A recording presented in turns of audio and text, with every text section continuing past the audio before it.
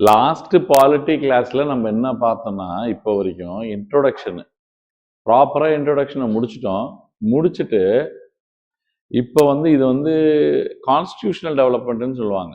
இது கான்ஸ்டியூஷனல் டெவலப்மெண்ட்னு சொல்லுவாங்க. அப்போ நம்மளோட இந்தியன் கான்ஸ்டியூஷன் எப்படி பண்ணாங்கன்னு அதுக்கு இன்னொரு பேர் என்னன்னா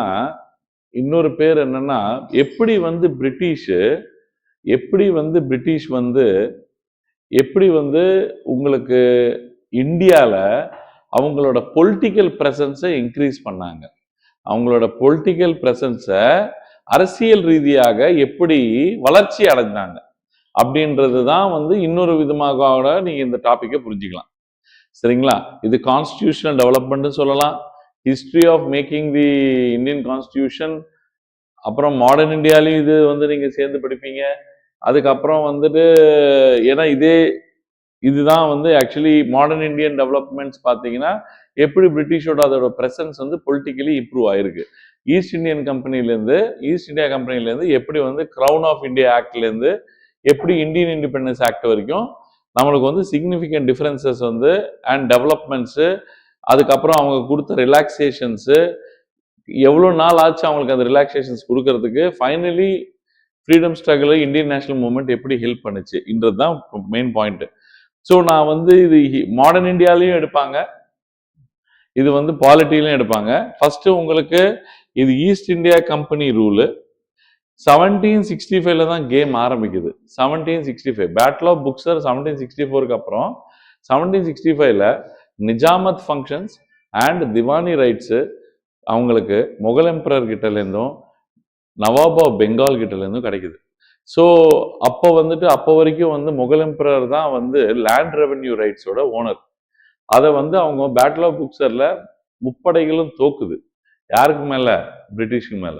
ஸோ அப்போ 1765 அவங்களுக்கு வந்து திவானி ரைட்ஸ்னா லேண்ட் ரெவென்யூ கலெக்ட் பண்ற ரைட்ஸ். எதை பொறுத்த வரைக்கும்?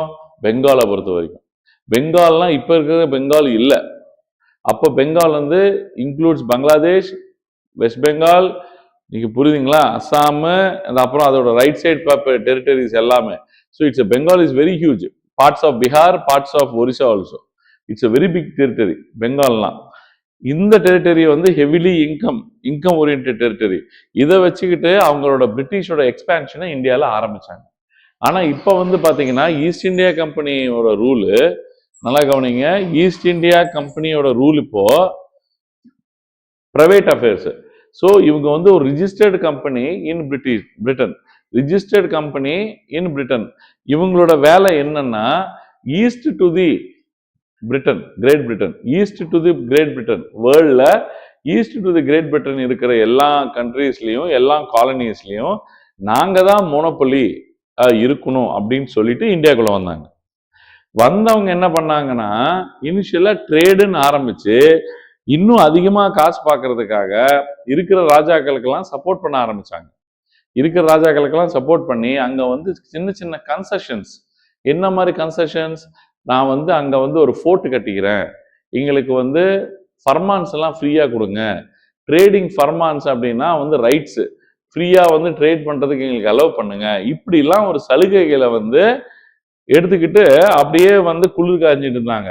ஆனா இந்த மாதிரி பண்ணிக்கிட்டு இருக்கிற பிரிட்டிஷுக்கு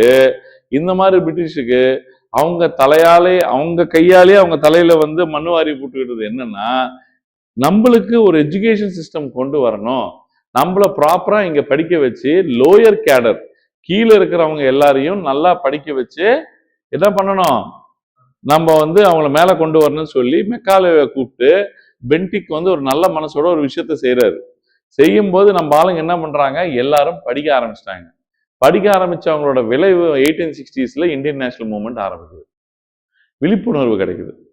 புரியுதுங்களா? ஸோ அங்க வரும்போது அந்த ரிவோல்ட்ஸ் ஆரம்பிக்குது. இதெல்லாம் ஆரம்பிக்கும் போது கிரவுன் விக்டோரியா என்ன பண்றா, இந்த மாதிரி ஈஸ்ட் இந்தியா கம்பெனியோட கரப்ஷன் அதிகமா இருக்கு, பிளஸ் கண்ட்ரோல் எடுக்க முடியலன்னு சொல்லி 1858க்கு அப்புறம் அப்படியே ஷிஃப்ட் ஆகி கிரவுனோட ரூல் டைரக்டா வருது. கிரவுனோட ரெப்ரசன்டேட்டிவை secretary of the state and வைஸ்ராயா நீங்க வந்து அப்பாயிண்ட் பண்ணிட்டு பழைய சிஸ்டம் எல்லாத்தையும் அபாலிஷ் பண்றாங்க. இந்த இது வந்து பாத்தீங்கன்னா டிஃப்ரெண்ட் ஆக்ட்ஸ், சார்ட்டர்ஸ் ஆக்ட்ஸ் எல்லாம் வரும்.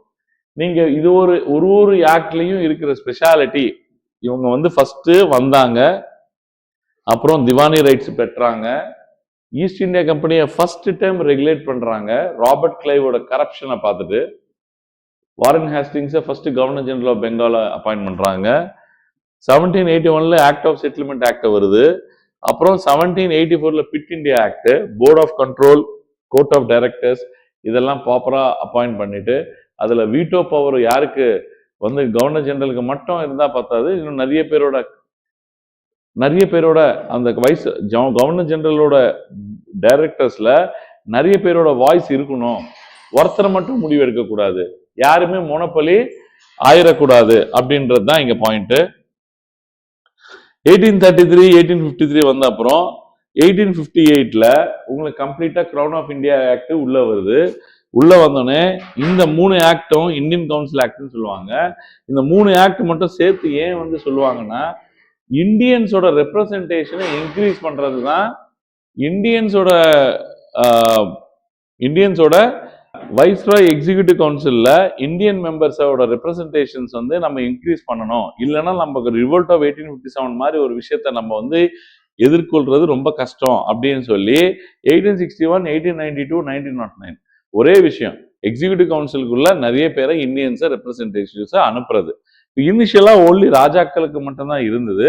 சூனர் ஆர் லேட்டர் 1909 பாத்தீங்கன்னா லா மெம்பர்ஸ் எல்லாம் கூட வந்து சத்யேந்திர சின்ஹா, டாக்டர் சத்யேந்திர சின்ஹா மாதிரி லா மெம்பர்லாம் கூட 1909ல இன்ட்ரடியூஸ் பண்ண ஆரம்பிச்சாங்க. ரெப்ரசன்டேஷன் ஏற ஆரம்பிச்சது. அதுக்கப்புறம் வேர்ல்டு வார் நடந்துருச்சு. அதுக்கப்புறம் டைனமிக்ஸ் மாறிடுச்சு.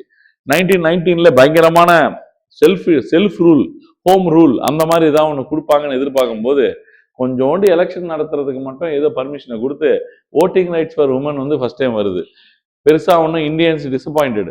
அதுக்கப்புறம் வந்து புரட்சி வேற மாதிரி திரும்பி அப்புறம் 1935ல வர ஆக்ட் வந்து 100% ஏதாவது நல்லது நடக்கும்னு நினைச்சாங்க. ஆனா சிவில் டிசிப்ளின் மூவ்மெண்ட் பண்ணி கூட இவங்க வந்து மனசு கரையில்லைன்னு சொல்லி விட்டுட்டு அப்புறம் ஃபைனலி வேர்ல்டு வார் 2 வரும்போது நம்பாளுங்க உங்களுக்கு சப்போர்ட் பண்ண முடியாது, நீங்க எங்களுக்கு இண்டிபெண்டன்ஸ் கொடுங்க, நான் உங்களுக்கு சப்போர்ட் பண்ணுவேன் அப்படின்னு சொல்லும் போது அப்ப கூட சப்போர்ட் பண்ணாதப்போ ஃபைனலி வேர்ல்டு வார்ல பிரிட்டிஷ் ரொம்ப கெட்ட பேர் வாங்குது. வாங்கின அப்புறம் ஒரு கேபினெட் மிஷன் இங்க அனுப்பி பவரை டிரான்ஸ்பர் பண்றாங்க. அப்போ ரெண்டா பிரியுது. அந்த பிரியிற ஆக்ட் தான் இந்தியன் இண்டிபெண்டன்ஸ் ஆக்ட் 1947. ஆனா எந்தெந்த டைம்ல யாரு வந்து இருந்தாங்க அப்படின்றது லார்ட் கவர்னர் ஜெனரல்ஸ் எல்லாருமே நீங்க தெரிஞ்சு வச்சுக்கணும். As a part of modern இந்தியாவா இருக்கலாம், இல்லைன்னா வந்து பாலிட்டியா இருக்கலாம். ஸோ அந்த கவர்னர் ஜெனரல்ஸோட பர்சனாலிட்டி ஏத்த மாதிரி தான் அவங்க வந்து டிஃப்ரெண்ட் ஆக்ட்ஸை வந்து பாஸ் பண்ணாங்க. வில்லியம் பென்டிக் இருக்கும்போது நிறைய சோஷியல் ரிஃபார்ம்ஸ் நடந்துச்சு. அதே மாதிரி கேனிங் வந்தோன்னா கூட நிறைய சோஷியல் ரிஃபார்ம்ஸ் பண்ணாரு லார்ட் கேனிங். சரிங்களா? ஸோ இந்த மாதிரி வந்து சில பேர் வரும்போது ப்ரெஸ்ஸை ரொம்ப கண்ட்ரோல் பண்ணாங்க. சில பேர் வரும்போது நிறைய வந்து வெர்னாக்குலர் லாங்குவேஜஸ் என்கரேஜ் பண்ணாங்க. ஸோ நீங்க வந்து depending upon the personality of the viceroy or governor general of India அந்த பர்டிகுலர் ஆக்ட் வந்து அதோட சிவியாரிட்டியை வந்து நீங்க வந்து ஃபீல் பண்ணலாம். ஏன்னா அவங்க வந்து லிட்ரலா நம்ம இந்தியாவோட பிரைம் மினிஸ்டர் மாதிரி, புரியுதுங்களா? வைஸ்ராய் ஆஃப் இந்தியானாலே என்னது, பிரைம் மினிஸ்டர் ஆஃப் இந்தியா மாதிரி தான் கணக்கு, அப்ப இருக்கிற கணக்குக்கு. நல்லா புரிஞ்சுக்கோங்க. டிஎன்பிசியில் படித்தாலும் யூபிஎஸ்சியில் படித்தாலும் இந்த மாதிரி ஒரு டேபிள் வந்து டெஃபினட்டாக டெவலப் பண்ணி வச்சுக்கணும். இந்த டேபிள் என்ன சொல்லுது அப்படின்னா, சார் 1773 ஆக்டை பாஸ் பண்ண வேண்டிய கட்டாயம் என்ன தேவை வந்துச்சு, ஈஸ்ட் இந்தியா கம்பெனியை ரெகுலேட் பண்ண வேண்டிய தேவை என்ன வந்துச்சு, அதுக்கப்புறம் அதோட மெயின் ஃபீச்சர் என்ன. மெயின் ஃபீச்சர் 1 பாயிண்ட் இல்லை 2 பாயிண்ட்ஸ் தான் இருக்கணும், அதுக்கு மேலே இருக்கக்கூடாது. அதோட சிக்னிஃபிகன்ஸ் என்ன, அதனால இம்பேக்ட் என்ன. சிக்னிஃபிகன்ஸ் என்னன்னா அதோட இம்பேக்ட் என்ன. ஃபார் எக்ஸாம்பிள் ஃபர்ஸ்ட் இது எடுத்துக்கிட்டீங்கன்னா, நான் உங்களுக்கு சொன்னேன் ராபர்ட் கிளைவோட கரப்ஷன். அவன் பயங்கரமா செலவு பண்றான், அவன் வைஃபும் பயங்கரமா செலவு பண்றான் யூகேல போயிட்டு. ஆனா ஈஸ்ட் இந்தியா கம்பெனி லாசஸ்ல போயிட்டு இருக்குன்னு இன்னும் காசு வேணும்னு கேட்கறான். யாருக்கிட்ட? குவீன். அந்த டைம்ல வந்து அந்த குவீன் கிட்ட. புரியுதுங்களா? இரிட்டேட் ஆயிட்டாங்க. யாரு? அங்க இருக்கிற குவீன்லாம் இரிட்டேட் ஆகி உடனே வந்து ரெகுலேட் பண்ணணும்னு சொல்லி வாரன் ஹேஸ்டிங்ஸ் அனுப்புறாங்க. அதான் நடந்திருக்கு. அதுக்கப்புறம் ஃபர்ஸ்ட் கவர்னர் ஜெனரல் ஆஃப் பெங்கால்னு டிக்ளேர் பண்றாங்க அதை. அப்புறம் சுப்ரீம் கோர்ட் உள்ள கொண்டு வராங்க. சுப்ரீம் கோர்ட் உள்ள கொண்டு வராங்கனாலேயே ஜுடிஷியரி வருது. அப்போ வரைக்கும் லெஜிஸ்லேச்சர், எக்ஸிகியூட்டிவ், ஜுடிஷியரி 3 ஆர்கனும் யாரு? கவர்னர் ஜெனரல் ஆஃப் பெங்கால் தான். செப்பரேஷன் ஆஃப் பவர்ஸ் இல்ல. செப்பரேஷன் ஆஃப் பவர்ஸ் இல்ல. லெஜிஸ்லேச்சர் யார் சட்டம் பண்றானோ அவனே சட்டத்தை அமல்படுத்துறான். அதை அமல்படுத்துற போது என்ன பனிஷ்மெண்ட்னு அவனே முடிவு பண்றான். ஸோ இது வந்து very bad. They should be separate. Water tight கம்பார்ட்மெண்ட்ஸ்ல 3மே செப்பரேட்டா இருந்தா மட்டும்தான் உங்களால வந்து அங்க ஒரு நல்ல ஒரு ஆட்சியை கொடுக்க முடியும். சரிங்களா? ஒரு நல்ல டெமோக்ரஸிக்கு, ஒரு நல்ல ஒரு கவர்மெண்ட்டுக்கு, நல்ல அத்தாரிட்டிக்கு என்ன அழகுனா லெஜிஸ்லேச்சர், எக்ஸிகியூட்டிவ், ஜுடிஷியரி செப்பரேட்டா இருக்கணும். அவங்க 2 பேரும் இண்டிபெண்டா ஒர்க் பண்ணணும். நீங்க ஜுடிஷியரி தான் ஃபைனல். இப்போ ஒரு தப்பான கேஸ் ஒன்று போட்டாங்க. போலீஸ் யாரு? எக்ஸிகியூட்டிவ். போலீஸ் யாரு? எக்ஸிகியூட்டிவ். எந்த சட்டத்தை பிரகாரம்? லெஜிஸ்லேச்சர் பாஸ் பண்ண சட்டத்தை பிரகாரம் போலீஸ் என்ன பண்றான்? அதை அமல்படுத்துறான். ஸோ போலீஸ் வந்து எக்ஸிகியூட்டிவ் பண்ணப்புறம், சார் நான் அந்த குற்றமே பண்ணலன்னு சொல்லி அவன் எங்க போய் பெயில் வாங்குறான்? கோர்ட்டுன்னு ஒன்று இல்லைன்னா என்ன பண்ணுவீங்க? கோர்ட்டுன்னு ஒன்று இல்லைன்னா என்ன பண்ணுவீங்க? ஸோ சுப்ரீம் கோர்ட்டு கொண்டு வந்தாலே அவங்களுக்கு வந்து சர்வாதிகார ஆட்சி தான் நடந்துகிட்டு இருக்கு, அது வந்து நல்லது இல்லைன்னு சொல்லி உடனே சுப்ரீம் கோர்ட்டை ஃபர்ஸ்ட் டைம் கொண்டு வராங்க. புரியுதுங்களா? அதுக்கப்புறம் பார்லிமெண்டரி ஓவர்சைட்னா அங்க இருக்கிற பார்லிமெண்ட் இஸ் கொஸ்டினிங். எங்க? வெஸ்ட் மினிஸ்டர் பார்லிமெண்ட் எங்க இருக்கு? யூகேல. அங்க இருக்கிற புரியுது, House of the Lords and House of the Commons 2 பேருமே என்ன பண்றாங்க? இங்க இருக்கிறத பாக்குறாங்க. ஃபர்ஸ்ட் கான்ஸ்டிடியூஷனல் இன்டர்வென்ஷன் அப்படின்னா இப்பதான் ஃபர்ஸ்ட் டைம் ஒரு சட்டத்தை பாஸ் பண்ணி, புரியுதுங்களா? அந்த சட்டம் அங்க கான்ஸ்டிடியூஷன் மாதிரி அர்த்தம். அங்க உங்களுக்கு சொன்னேன், சார்ட்டர் ஆக்ட்ஸ் எல்லாமே சேர்த்தாதான் யூகே பார்லிமெண்டோட கான்ஸ்டிடியூஷன். புரியுதுங்களா? ராஜாக்கள், ராணிகள் என்னென்னலாம் வந்து 1000 வருஷமா என்னென்னலாம் சார்ட்டர்ஸை பாஸ் பண்ணாங்களோ அந்த சார்ட்டர்ஸ் எல்லாத்தையும் சேர்த்து வச்சாதான் அவங்களோட கான்ஸ்டிடியூஷன். அன்ரிட்டன் கான்ஸ்டிடியூஷன் அவங்களது. ஒரு ஸ்பெசிபிக்கா ஒரு டாக்குமெண்ட் இருக்காது அவங்க கிட்ட. It's a set of documents. எது? UK constitution. புரியுதுங்களா? அவங்களது. நம்மளது கிளியர்லி டிஃபைன்டு கான்ஸ்டிடியூஷன். உட்காந்து 3 வருஷம் கிட்ட உட்காந்து அழகா எழுதப்பட்ட constitution. And the lengthiest constitution நம்மளது. ஸோ இந்த விஷயத்த நீங்க பாத்தீங்க. அதுக்கப்புறம் பிட்ஸ் இண்டியா ஆக்ட் 1773 இருந்து 84 வரைக்கும் வாரன் ஹேஸ்டிங்ஸ் தான் இருந்தாரு. ஆனா இருக்கும்போது வாரன் ஹேஸ்டிங்ஸும் ரொம்ப கான்ட்ரவர்ஷியலா மாறுறாரு. அவரும் சர்வாதிகாரி ஆயிட்டாரு. 12 வருஷம் உட்கார்ந்தார்ல, உட்கார்ந்தோன்னே அவனும் சர்வாதிகாரியா போயிட்டு ஓவர் சைட் எல்லாம் பண்ண ஆரம்பிச்சுன்னு உடனே அங்க board of control, court of டைரக்டர்ஸ்னு 2 டியூவல் கவர்மெண்ட் கொண்டு வராங்க. ஸோ அதுல வந்து இவருக்கு இருக்கிற பல்ல புணுக்குறாங்க. நீ மட்டும் முடிவு பண்ண முடியாது, உனக்கு மட்டும் வீட்டோ பவர் இல்ல அப்படின்னு சொல்லி முடிவு பண்ணிட்டு ஒரு ஃப்ரேம் ஒர்க் ஒன்று கொண்டு வராங்க.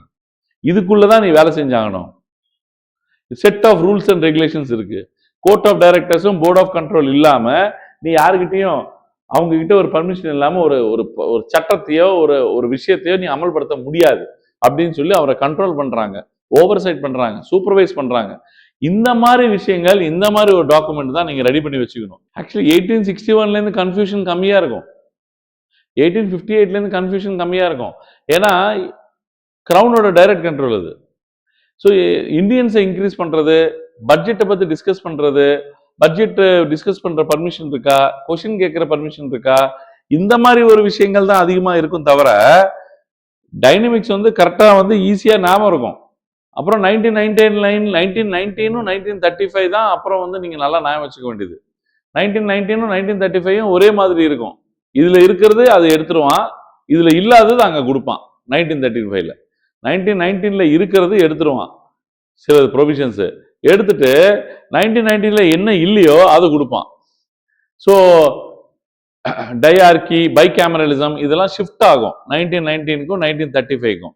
ஸோ அதுக்கப்புறம் 1947 தான். ஸோ நீங்க வந்து அங்க கன்ஃபியூஷன் கம்மி, இது மட்டும்தான் கன்ஃபியூஷன் அதிகமா இருக்கும். ஏன்னா இந்த இடத்துல டில் ரிவோல்ட் ஆஃப் 1857 நம்ம அதிகமா கான்சன்ட்ரேட் பண்ண மாட்டோம் சார்ட்டர் ஆக்ட்ஸை. இப்போ ஒரு முக்கியமான பாயிண்ட்ஸ் மட்டும் எக்ஸ்பிளைன் பண்றேன் பாருங்கம்மா. இது வந்து நான் வந்து சாம்பிளுக்கு சொன்னேன், அப்புறம் இது வந்து சொன்னேன்.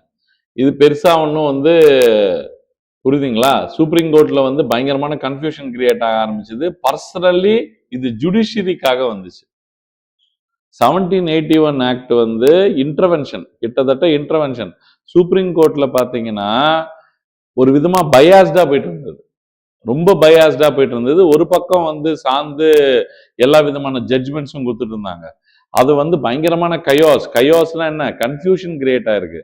ஒரு பாத்தீங்கன்னா வந்து அலப்பறை கிரியேட் ஆயிடுச்சு. ஜுடிஷியல் ரிஃபார்ம்ஸ் வந்து உடனே கொண்டு வந்து சுப்ரீம் கோர்ட்டோட பவர்ஸை குறைச்சாங்க. சுப்ரீம் கோர்ட் என்ன ஆயிடுச்சு, கவர்னர் ஜெனரல் ஆஃப் பெங்காலோட ஓவரா பெர்ஃபார்ம் பண்ண ஆரம்பிச்சிட்டான். அவனை எடுத்து போடு, இவனை எடுத்து தாழ்ச்சிது அப்படின்னு சொல்லி அவன் இஷ்டத்துக்கு அவனுக்கு என்ன வருதோ வாய்க்கே சொல்லிடுறது. புரியுதுங்களா?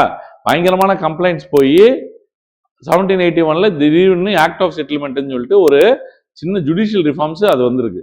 ஆனா அடுத்தது பாருங்க, ஆக்ட் ஆஃப் 1786 என்னன்னா, நீங்க டைரக்டா ஆக்சுவலி எவ்ரி 30 வருஷம் 20 வருஷத்துக்கு தான் சார்ட்டர் ஆக்ட் வரணும். சார்ட்டர் ஆக்ட் வந்து passed by the kingdom of United Kingdom or like Great Britain. Every 20 years pass பண்ற சார்ட்டர் ஆக்ட் பாத்தீங்கன்னா, ஈஸ்ட் இந்தியா கம்பெனியை ரெகுலேட் பண்ணி ஓவர்சீ பண்றதுக்காக பண்ற சார்ட்டர் ஆக்ட் எவ்ரி 20 இயர்ஸ் தான் வரணும். ஆனா இங்க பாத்தீங்கன்னா ஆக்ட் ஆஃப் 1786 வந்து செப்பரேட்டா கார்ன்வாலிஸை வந்து பவர்ல கொண்டு வரதுக்காக பண்ணுவாங்க. கார்ன்வாலிஸ்க்கு எக்ஸ்ட்ராடினரி பவர்ஸ் கொடுப்பாங்க. ஏன்னா இவன் அமெரிக்கன் வார் ஆஃப் இண்டிபெண்டன்ஸ்ல வாங்கின அடி அப்படி. இவனுக்கு எப்படியாவது அங்கிருந்து கொண்டு வந்து எங்கேயாவது ஒரு நாட்டில் போடணும்டா, இவன் வந்து இப்போ அப்செட்டா இருக்கான் ஆளு. புரியுதுங்களா? அங்க 13 காலனிஸ் கான். எங்க பிரிட்டிஷ் காலனி 13 காலனிஸ்க்கு செப்பரேட் இண்டிபெண்டன்ஸ் கிடைச்சிருச்சு அமெரிக்கன் வார் ஆஃப் இண்டிபெண்டன்ஸ்ல. 1776 இருந்து 1781 வரைக்கும் அமெரிக்கன் வார் ஆஃப் இண்டிபெண்டன்ஸ் நடந்து, அதுக்கப்புறம் இவனை உட்கார வச்சு சோறு போட முடியாம, சரி இவனுக்கு ஏதோ ஒரு பவரை கொடுத்து ஏதோ ஒரு நாட்டுக்கு தள்ளி விடலான்னு பார்த்தா, தேர்ட் வேர்ல்டு கண்ட்ரி எந்த கண்ட்ரி? Indian country. ஸோ அந்த கண்ட்ரிக்கு அனுப்பிச்சு விட்டாங்க. அவன் இங்க வந்து ஒரே ஒரு நல்லது பண்ணியிருக்கான், பல விஷயத்த வந்து பிரிச்சிருக்கான். நம்மளோட அதிர்ஷ்டம் அவன் அட்மினிஸ்ட்ரேஷன்ல கான்சென்ட்ரேட் பண்ணான். அவனோட சாடிசம் வந்து இங்க காட்டல. புரியுதுங்களா? அதிர்ஷ்டம் என்னன்னா நம்மளோட அட்மினிஸ்ட்ரேஷன்ல கான்சென்ட்ரேட் பண்ணா, அப்ப வந்த மாற்றங்கள் தான் நிறைய கான்ஸ்டிடியூஷன்லயும் நம்மளோட அவர் கொண்டு வந்த ரிஃபார்ம்ஸ் வந்து நம்மளோட கான்ஸ்டிடியூஷன்ல நம்ம இன்னைக்கும் ஃபீல் பண்ணலாம். சரிங்களா? என்ன சார் அப்படி பண்ணிட்டாரு அப்படின்னா, எமர்ஜென்சி பவர்ஸ். அப்போ கம்ப்ளீட்டா அவருக்கு வந்து பவர் இல்லைன்னா செத்து போயிடுவான்னு சொன்னல. So emergency powers, unitary powers. எங்க யாரு எதுவுமே சொல்லணும்னாலும் டக்குன்னு அவர் வந்து அவரோட கையில பவர் எடுத்துக்கிட்டு என்ன வேணாலும் பண்ணக்கூடிய powers. Commander in chief provision வர்றது. எக்ஸிகியூட்டிவ் அத்தாரிட்டி அப்படின்னா என்ன? அவரோட அத்தாரிட்டி அப்படின்னா யாரு? கவர்னர் ஜெனரல் ஆஃப் பெங்காலோட அத்தாரிட்டி இன்க்ரீஸ் பண்றாரு. அது தார்மாராக 1784 பிட் இந்தியா ஆக்ட்ல குறைக்கப்பட்டது. தார்மாராக குறைக்கப்பட்டது. அதை வந்து திரும்பி கொஞ்சோண்டு என்ஹான்ஸ் பண்ணி, எப்பா அவனுக்கு கொடுக்கறது டம்மி போஸ்ட் இல்லப்பா, வாப்பா இது கூட பெரிய போஸ்ட் தான்ப்பா அப்படின்னு சொல்லி கன்வின்ஸ் பண்ணி கொண்டு வந்தது தான் என்னது 1786 ஆக்ட். ஆனா அவ்வளவு இம்பார்ட்டன்ட் அது இல்ல. இந்த 1793 பாத்தீங்கன்னா ஒரு சாதாரண ரிஃபார்ம்ஸ்.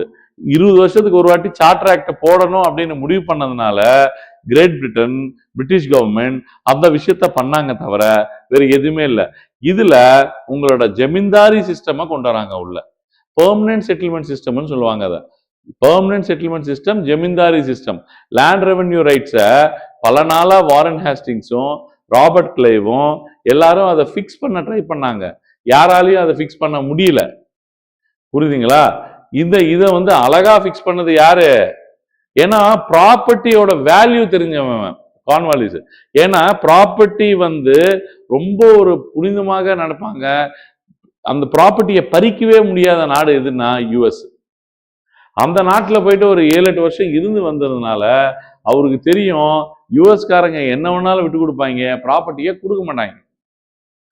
நம்ம ஊர்ல அசால்ட்டா 1950க்கு அப்புறம் ரைட் டு ப்ராப்பர்ட்டி ஃபண்டமெண்டல் ரைட்டா இருக்கிறது 19F எடுத்துட்டு போய் எங்க ஆர்டினரி கான்ஸ்டிடியூஷனல் ரைட் 300A மாத்தி விட்டோம். அவ்வளவு அசால்ட்டாலாம் யூஎஸ்ல பண்ண முடியாது. ஏன்னா அது கேபிட்டலிஸ்டிக் கண்ட்ரி. இதுதான் இந்த ப்ராப்பர்ட்டி. அந்த ப்ராப்பர்ட்டி நீ ஹைவே வருதுனால நான் தர முடியாது, எனக்கு விருப்பம் இல்லைன்னா தர முடியாது, அவ்வளவுதான். இந்தியாவில் அப்படிலாம் பேச முடியாது. National interest, greater good important இந்தியாவில். ஆனா அதுக்கு எல்லாத்துக்கும் அது ப்ராப்பர்ட்டியோட வேல்யூ தெரிஞ்சதுனால, நல்லா கவனிங்க, ப்ராப்பர்ட்டியோட வேல்யூ தெரிஞ்சதுனால அவர் என்ன பண்றாரு, ஜமீன்தாரி சிஸ்டம் கொண்டு வர்றாரு.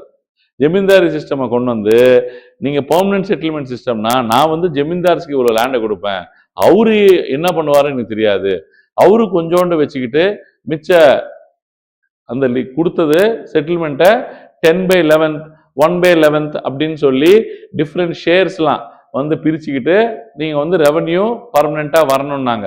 ஆனா இது கொலனியல் மென்டாலிட்டியில இம்ப்ளிமெண்ட் பண்ணதுனால, கொலனியல் மென்டாலிட்டி சர்வாதிகார மென்டாலிட்டியோட இம்ப்ளிமெண்ட் பண்ணதால இந்த ப்ராஃபிட்டை சுரண்டி நாட்டுக்கு கொண்டு போற மென்டாலிட்டியால உருவானதால இது விளங்காம போச்சு. எது? Zamindari system. Otherwise it's a good system. Otherwise it's a good system. இது ஒரு நாமினலா வந்தது தான். இதுக்கு அவ்வளவு இம்பார்ட்டன்ஸ் இல்லை, except for zamindari and permanent settle system. அது மட்டும்தான் இம்பார்ட்டன்ட். அதுக்கப்புறம் 1813ல most important thing social reforms வந்துச்சு. சொசைட்டியை ரிஃபார்ம் பண்றக்கூடிய ஒரு, நான் தான் சொன்னேன், கவர்னர் ஜெனரல் யாரு இருக்காங்களோ அவனுக்கு ஏத்த மாதிரி தான் அந்த சார்ட்டர் ஆக்ட அவன் பாஸ் பண்ண வைப்பான். மார்க்கஸ் ஆஃப் ஹேஸ்டிங்ஸ் அவன் ஒரு அக்பரு, அவன் ஒரு முகல் எம்பரரு. புரியுதுங்களா உங்களுக்கு? முகல் எம்பரர் கூப்பிட்டு விட்டாலே ஆள் போய் மீட் பண்ணலாமே அவரை. அந்த அளவுக்கு மார்க்கஸ் ஆஃப் ஹேஸ்டிங்ஸ் வந்து ஒரு பெருமை பிடிச்சவன், ஒரு பயங்கரமான ப்ரைடான ஆளு. புரியுதுங்களா? எதா இருந்தாலும் நான் தான் பார்ப்பேன், நான் தான் சொல்லுவேன், யாரா இருந்தாலும் இன்னும் வந்து பார்க்கணும். கிட்டத்தட்ட ஜஹங்கீர் என்ன ஒரு ஃபார்முலால இருந்தானோ, அப்ப கிட்டத்தட்ட வந்து ஒரு அவுரங்கசீப் வந்து என்ன ஃபார்ம்ல இருந்தாரோ, மார்க்கஸ் ஆஃப் ஹேஸ்டிங்ஸ் அந்த ஃபார்ம்ல இருந்தான். இந்த டைம்ல இவர் சொசைட்டல் ரிஃபார்ம்ஸ்க்கு ஆரம்பிச்சிட்டாரு. நீங்க படிச்சிருப்பீங்க மார்க்கஸ் ஆஃப் ஹேஸ்டிங்ஸ் மாடர்ன் இந்தியால இன்டர்னல் பாலிசி ஆஃப் மார்க்கஸ் ஹேஸ்டிங்ஸ்னு ஒரு கொஸ்டினுக்கு நீங்க ஆன்சர் எழுதிருப்பீங்க, ஃபர்ஸ்ட் கொஸ்டின். அதுல எழுதும் போது அந்த அந்த கான்டெக்ட்ல யோசிச்சு பாருங்க, இன்னும் எக்ஸ்ட்ரா பாயிண்ட்ஸ் கிடைக்கும். இவர் வந்து என்ன பண்றாரு, பிரிட்டிஷ் ஃபேக்டரிஸ் வந்து இந்தியன் மார்க்கெட்ஸ் தேவை, இதுதான் அப்ஜெக்டிவ். நல்ல காமெடி என்னன்னா, ரா மெட்டீரியல் எடுத்துட்டு போறது இந்தியால இருந்து, அதை ப்ராடக்டா மாத்துறது எங்க? இண்டஸ்ட்ரியல் ரெவல்யூஷன் இன் பிரிட்டன். 1800 கிட்ட வரும்போது இண்டஸ்ட்ரியல் ரெவல்யூஷன் பிரிட்டன் வந்து உச்சகட்டத்துக்கு ரீச் ஆகுது. அதிகமான மான்செஸ்டர்ல பாத்தீங்கன்னா production of goods and service பயங்கரமா நடக்குது. அந்த ப்ரொடக்ஷனை திரும்பி மார்க்கெட் யாரு? திரும்பி காலனிஸ் தான். ஆனா நீ ரா மெட்டீரியல் எங்கிருந்து எடுத்துட்டு போன, காட்டன் எங்கிருந்து கொண்டு போன? பங்களாதேஷ், இப்ப இருக்கிற பங்களாதேஷ், இப்ப இருக்கிற பாகிஸ்தான், அது ரெண்டுமே எந்த டெல்டா? Indian delta. இந்தியன் டெல்டால இருந்தே நீ காட்டன் எடுத்துட்டு போயிட்டு நீ என்ன பண்ற, திரும்பி அந்த ஃபினிஷ்டு கார்மெண்ட்ஸ் எங்க வந்து டம்ப் பண்ற? இங்க. இங்க வந்து காதி காஸ்ட்லி, சீப்பர் எது? அவன் டம்ப் பண்ற கூட்ஸ், அவன் டம்ப் பண்ற கூட்ஸ், அவன் வந்து குமைக்கிற கூட்ஸ். இந்த கூட்ஸுக்கு முன்னாடி நம்ம காதி நிக்குமா? நிக்காது. Handicraft industry, toy making industry and also weaving industry, எல்லா இண்டஸ்ட்ரியும் நம்மளது படுத்தே விட்டது. 18th செஞ்சுரியில பிரிட்டிஷ் சுரண்டறதுக்கு முன்னாடி India was the richest economy in the world. China and India were standing in number 1 and 2 positions in high in GDP also, national income also. Too much of gold and silver in India. எல்லாமே இங்க தான் குறைஞ்சு கிடந்தது. அந்த மாதிரி ஒரு நாட்டை completely சுரண்டது மட்டும் இல்லாம, புரியுதுங்களா உங்களுக்கு, இன்னும் நம்மளுக்கு வந்து இண்டிபெண்டன்ஸ் தராம 200 வருஷம் போஸ்ட்பான் பண்ணாங்க பாருங்க. அதுக்கு யார் யாரெல்லாம் பொறுப்புன்றதுல வந்து பேசுறதை விட்டுட்டு நம்மளுக்கு கல்வி இல்லாததுதான் பிரச்சனை. சொத்து இருந்தது, பணம் இருந்தது, புதையல் இருந்தது, பக்தி இருந்தது, கலாச்சாரம் இருந்தது. ஆனா ரெண்டு மட்டும் இல்லை நம்ம கிட்ட, கல்வி இல்லை, ரெண்டாவது கலாச்சாரம் இல்லை. எந்த கலாச்சாரம் நான் சொல்றது? ரிலிஜியஸா கலாச்சாரம் இருக்கு, மதிக்கிற கலாச்சாரம் இல்லை. யார மதிக்கிற கலாச்சாரம் இல்ல? 50% ஆஃப் தி பாப்புலேஷனை நீ வந்து காலுக்கு கீழே வச்சிருந்த விமன். ஆனா சரஸ்வதி, காயத்ரி அப்படின்னு சொல்லிட்டு பயங்கரமா அவங்களுக்கு வந்து கையெடுத்து கும்பிடுவோம். ஆனா அவங்கள நீ என்ன பண்ண? சத்தின்னு சொல்லிட்டு அவன் செத்துட்டானா நீயும் போய் சாவு அப்படின்னு சொல்லி தள்ளி விட்ட. விடோவை ரீமேரேஜ் பண்ண விடல. சைல்டு மேரேஜ்னு சொல்லிட்டு ஒரு பொண்ணை 8 வயசுலயே முடிச்சிட்ட. அவளுக்கு எந்த விதமான கனவும் அவளால கனவு முடியாது. புரியுதுங்களா உங்களுக்கு? மேல் டாமினேஷன். வேதாஸ் வந்து யார் படிக்க முடியும்? எஜுகேஷன் யார் படிக்க முடியும்? ஓன்லி ஆம்பளாங்க. ஆனா வேதாஸோட காட் யாருன்னு கேட்டீங்கன்னா, காடஸ் யாருன்னு கேட்டீங்கன்னா காயத்ரின்வீங்க. நாலேஜோட காட் யாருன்னு கேட்டீங்கன்னா சரஸ்வதின்வீங்க. ஆனா அவங்களுக்கே அந்த எஜுகேஷன் ஹாஸ் பீன் டினைடு. இதோட ரூட் நம்ம லேட்டர் வேதிக் பீரியட்ல இருந்து எடுத்துப்போம். நான் ஆர்ட் அண்ட் கல்ச்சர் வரும்போது எக்ஸ்பிளைன் பண்றேன். நான் எதுக்கு இது சொல்றேன்னா, எப்போவோ அடிப்பட்ட எஜுகேஷன் எத்தனை வருஷம்? ஆல்மோஸ்ட் லைக் லேட்டர் வேதிக் பீரியட்ல 800 BC, 800 BC later Vedic period, Vedic period. அதை வந்து நீங்க வந்து early Vedic period and later Vedic பீரியட்னு சொல்லுவீங்க. நான் 1000 பிசில இருந்து 600 பிசில பறிக்கப்பட்ட எஜுகேஷன் ரைட்ஸ், பறிக்கப்பட்ட எஜுகேஷன் ரைட்ஸ் 1813ல திரும்பி எஜுகேஷன் ஃபண்ட் அலாட் ஆகுது. 1813ல என்ன ஆகுது?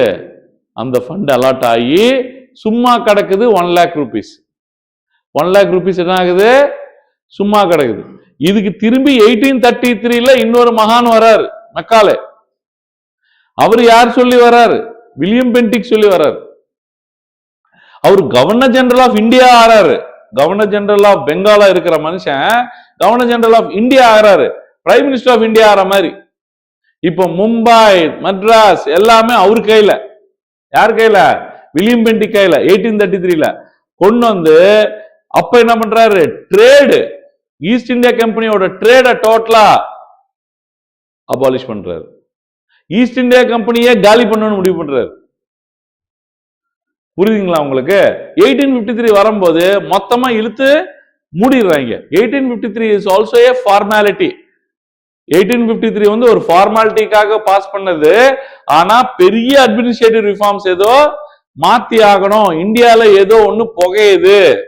அது ஏன்னா திரும்பி அங்க வந்தா கவர்னர் ஜெனரல் அப்படி, governor general of India Dalhousie அப்படி கத்தி எடுக்கல, சத்தம் போடல, கையை வச்சு அடிக்கல.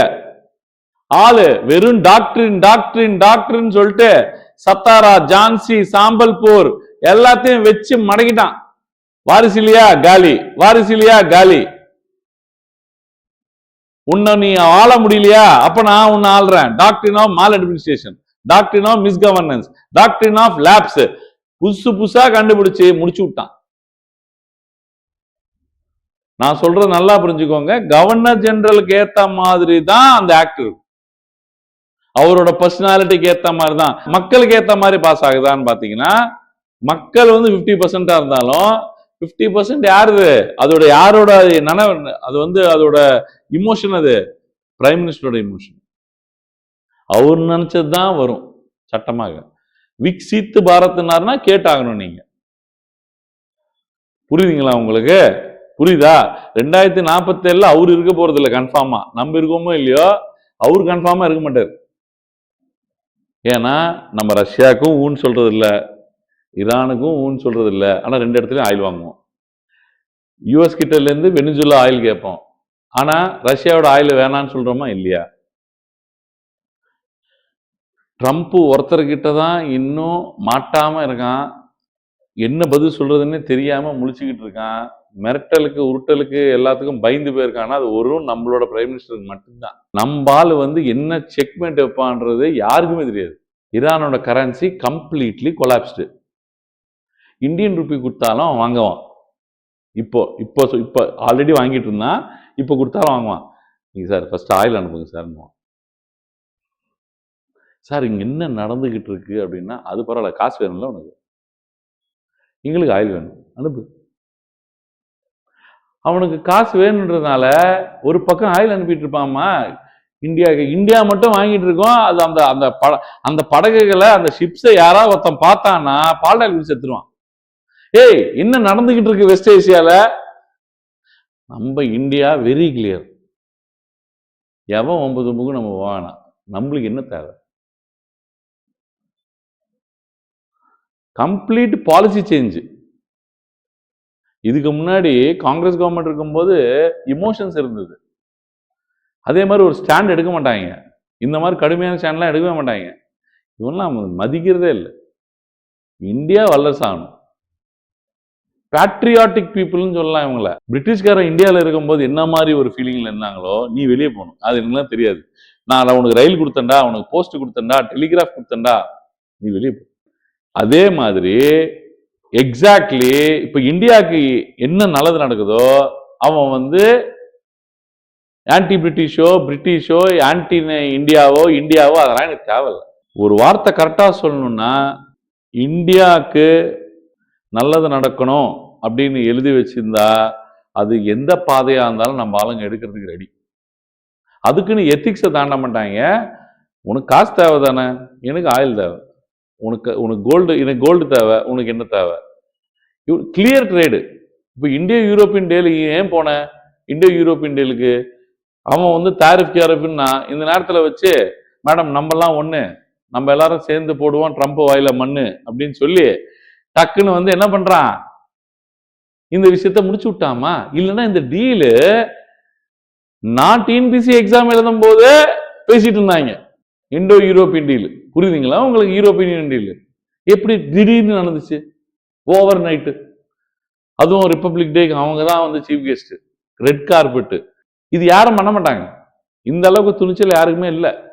அவன் வாங்கல, கண்டிப்பா வாங்கல அப்படின்னு பேசிக்கிட்டே இருக்கா பைத்தியக்கார மாதிரி.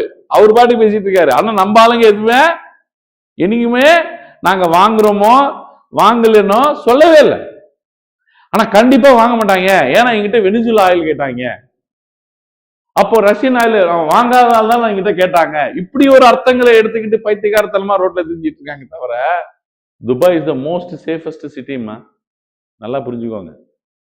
Most safest city. ஸ்காண்டினேவியன் கண்ட்ரீஸ்ல இருக்கிற சிட்டிஸ் எவ்வளவு சேஃபோ, யாரோட வம்பு தும்புக்கும் எப்படி போக மாட்டாங்களோ, HDA எல்லாம் எப்படி டாப்ல இருக்குமோ அந்த அளவுக்கு துபாய் முடிச்சு விட்டாங்க. புர்ஜ் கலிஃபா பக்கத்துல இருந்து ஃபிளைட்டு போகுது. இது யாருக்கு உச்சம் தெரியுமா? ஏசியாவுக்கு, வெஸ்ட் ஏசியாவுக்கு இல்லை, சவுத் ஈஸ்ட் ஏசியாவுக்கு. நம்ம இந்தியா, சிங்கப்பூர், மலேசியா, இந்த ஏரியா, இந்த ரீஜன் வல்லரசு ஆக போகுது. ஏன்னா அடுத்த சேஃப் கண்ட்ரி சிங்கப்பூர் தான், வேற வழி இல்லை. நீ ஃப்ரீ ட்ரேடு சிங்கப்பூர்ல தான் நடத்தி ஆகணும்.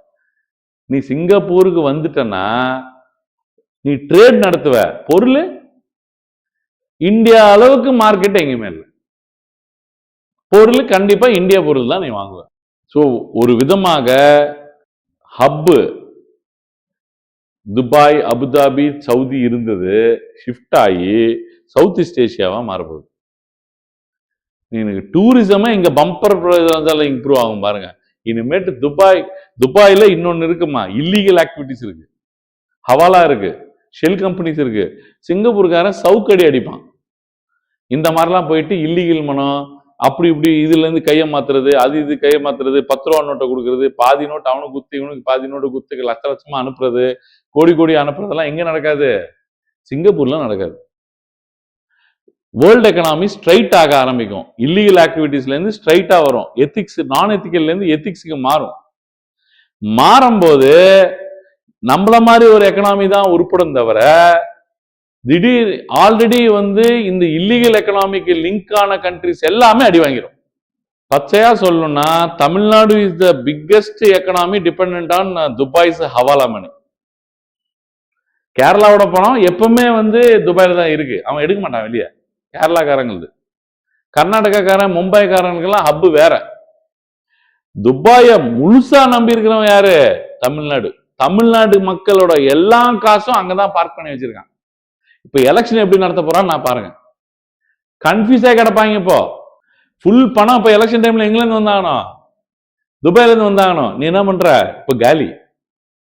மோஸ்ட் சேஃபஸ்ட் சிட்டில பார்க் பண்ணாங்க ஃபண்ட்ஸ், வராது. இப்போ இந்த வாட்டி எலெக்ஷன்ஸ் எது டிசைட் பண்ண போகுதுன்னா, துபாயில இருந்து பணம் வரல, எவன் கையிலையும் காசு வரல, இஷ்டத்துக்கு ஓட்டு போடுவாங்க.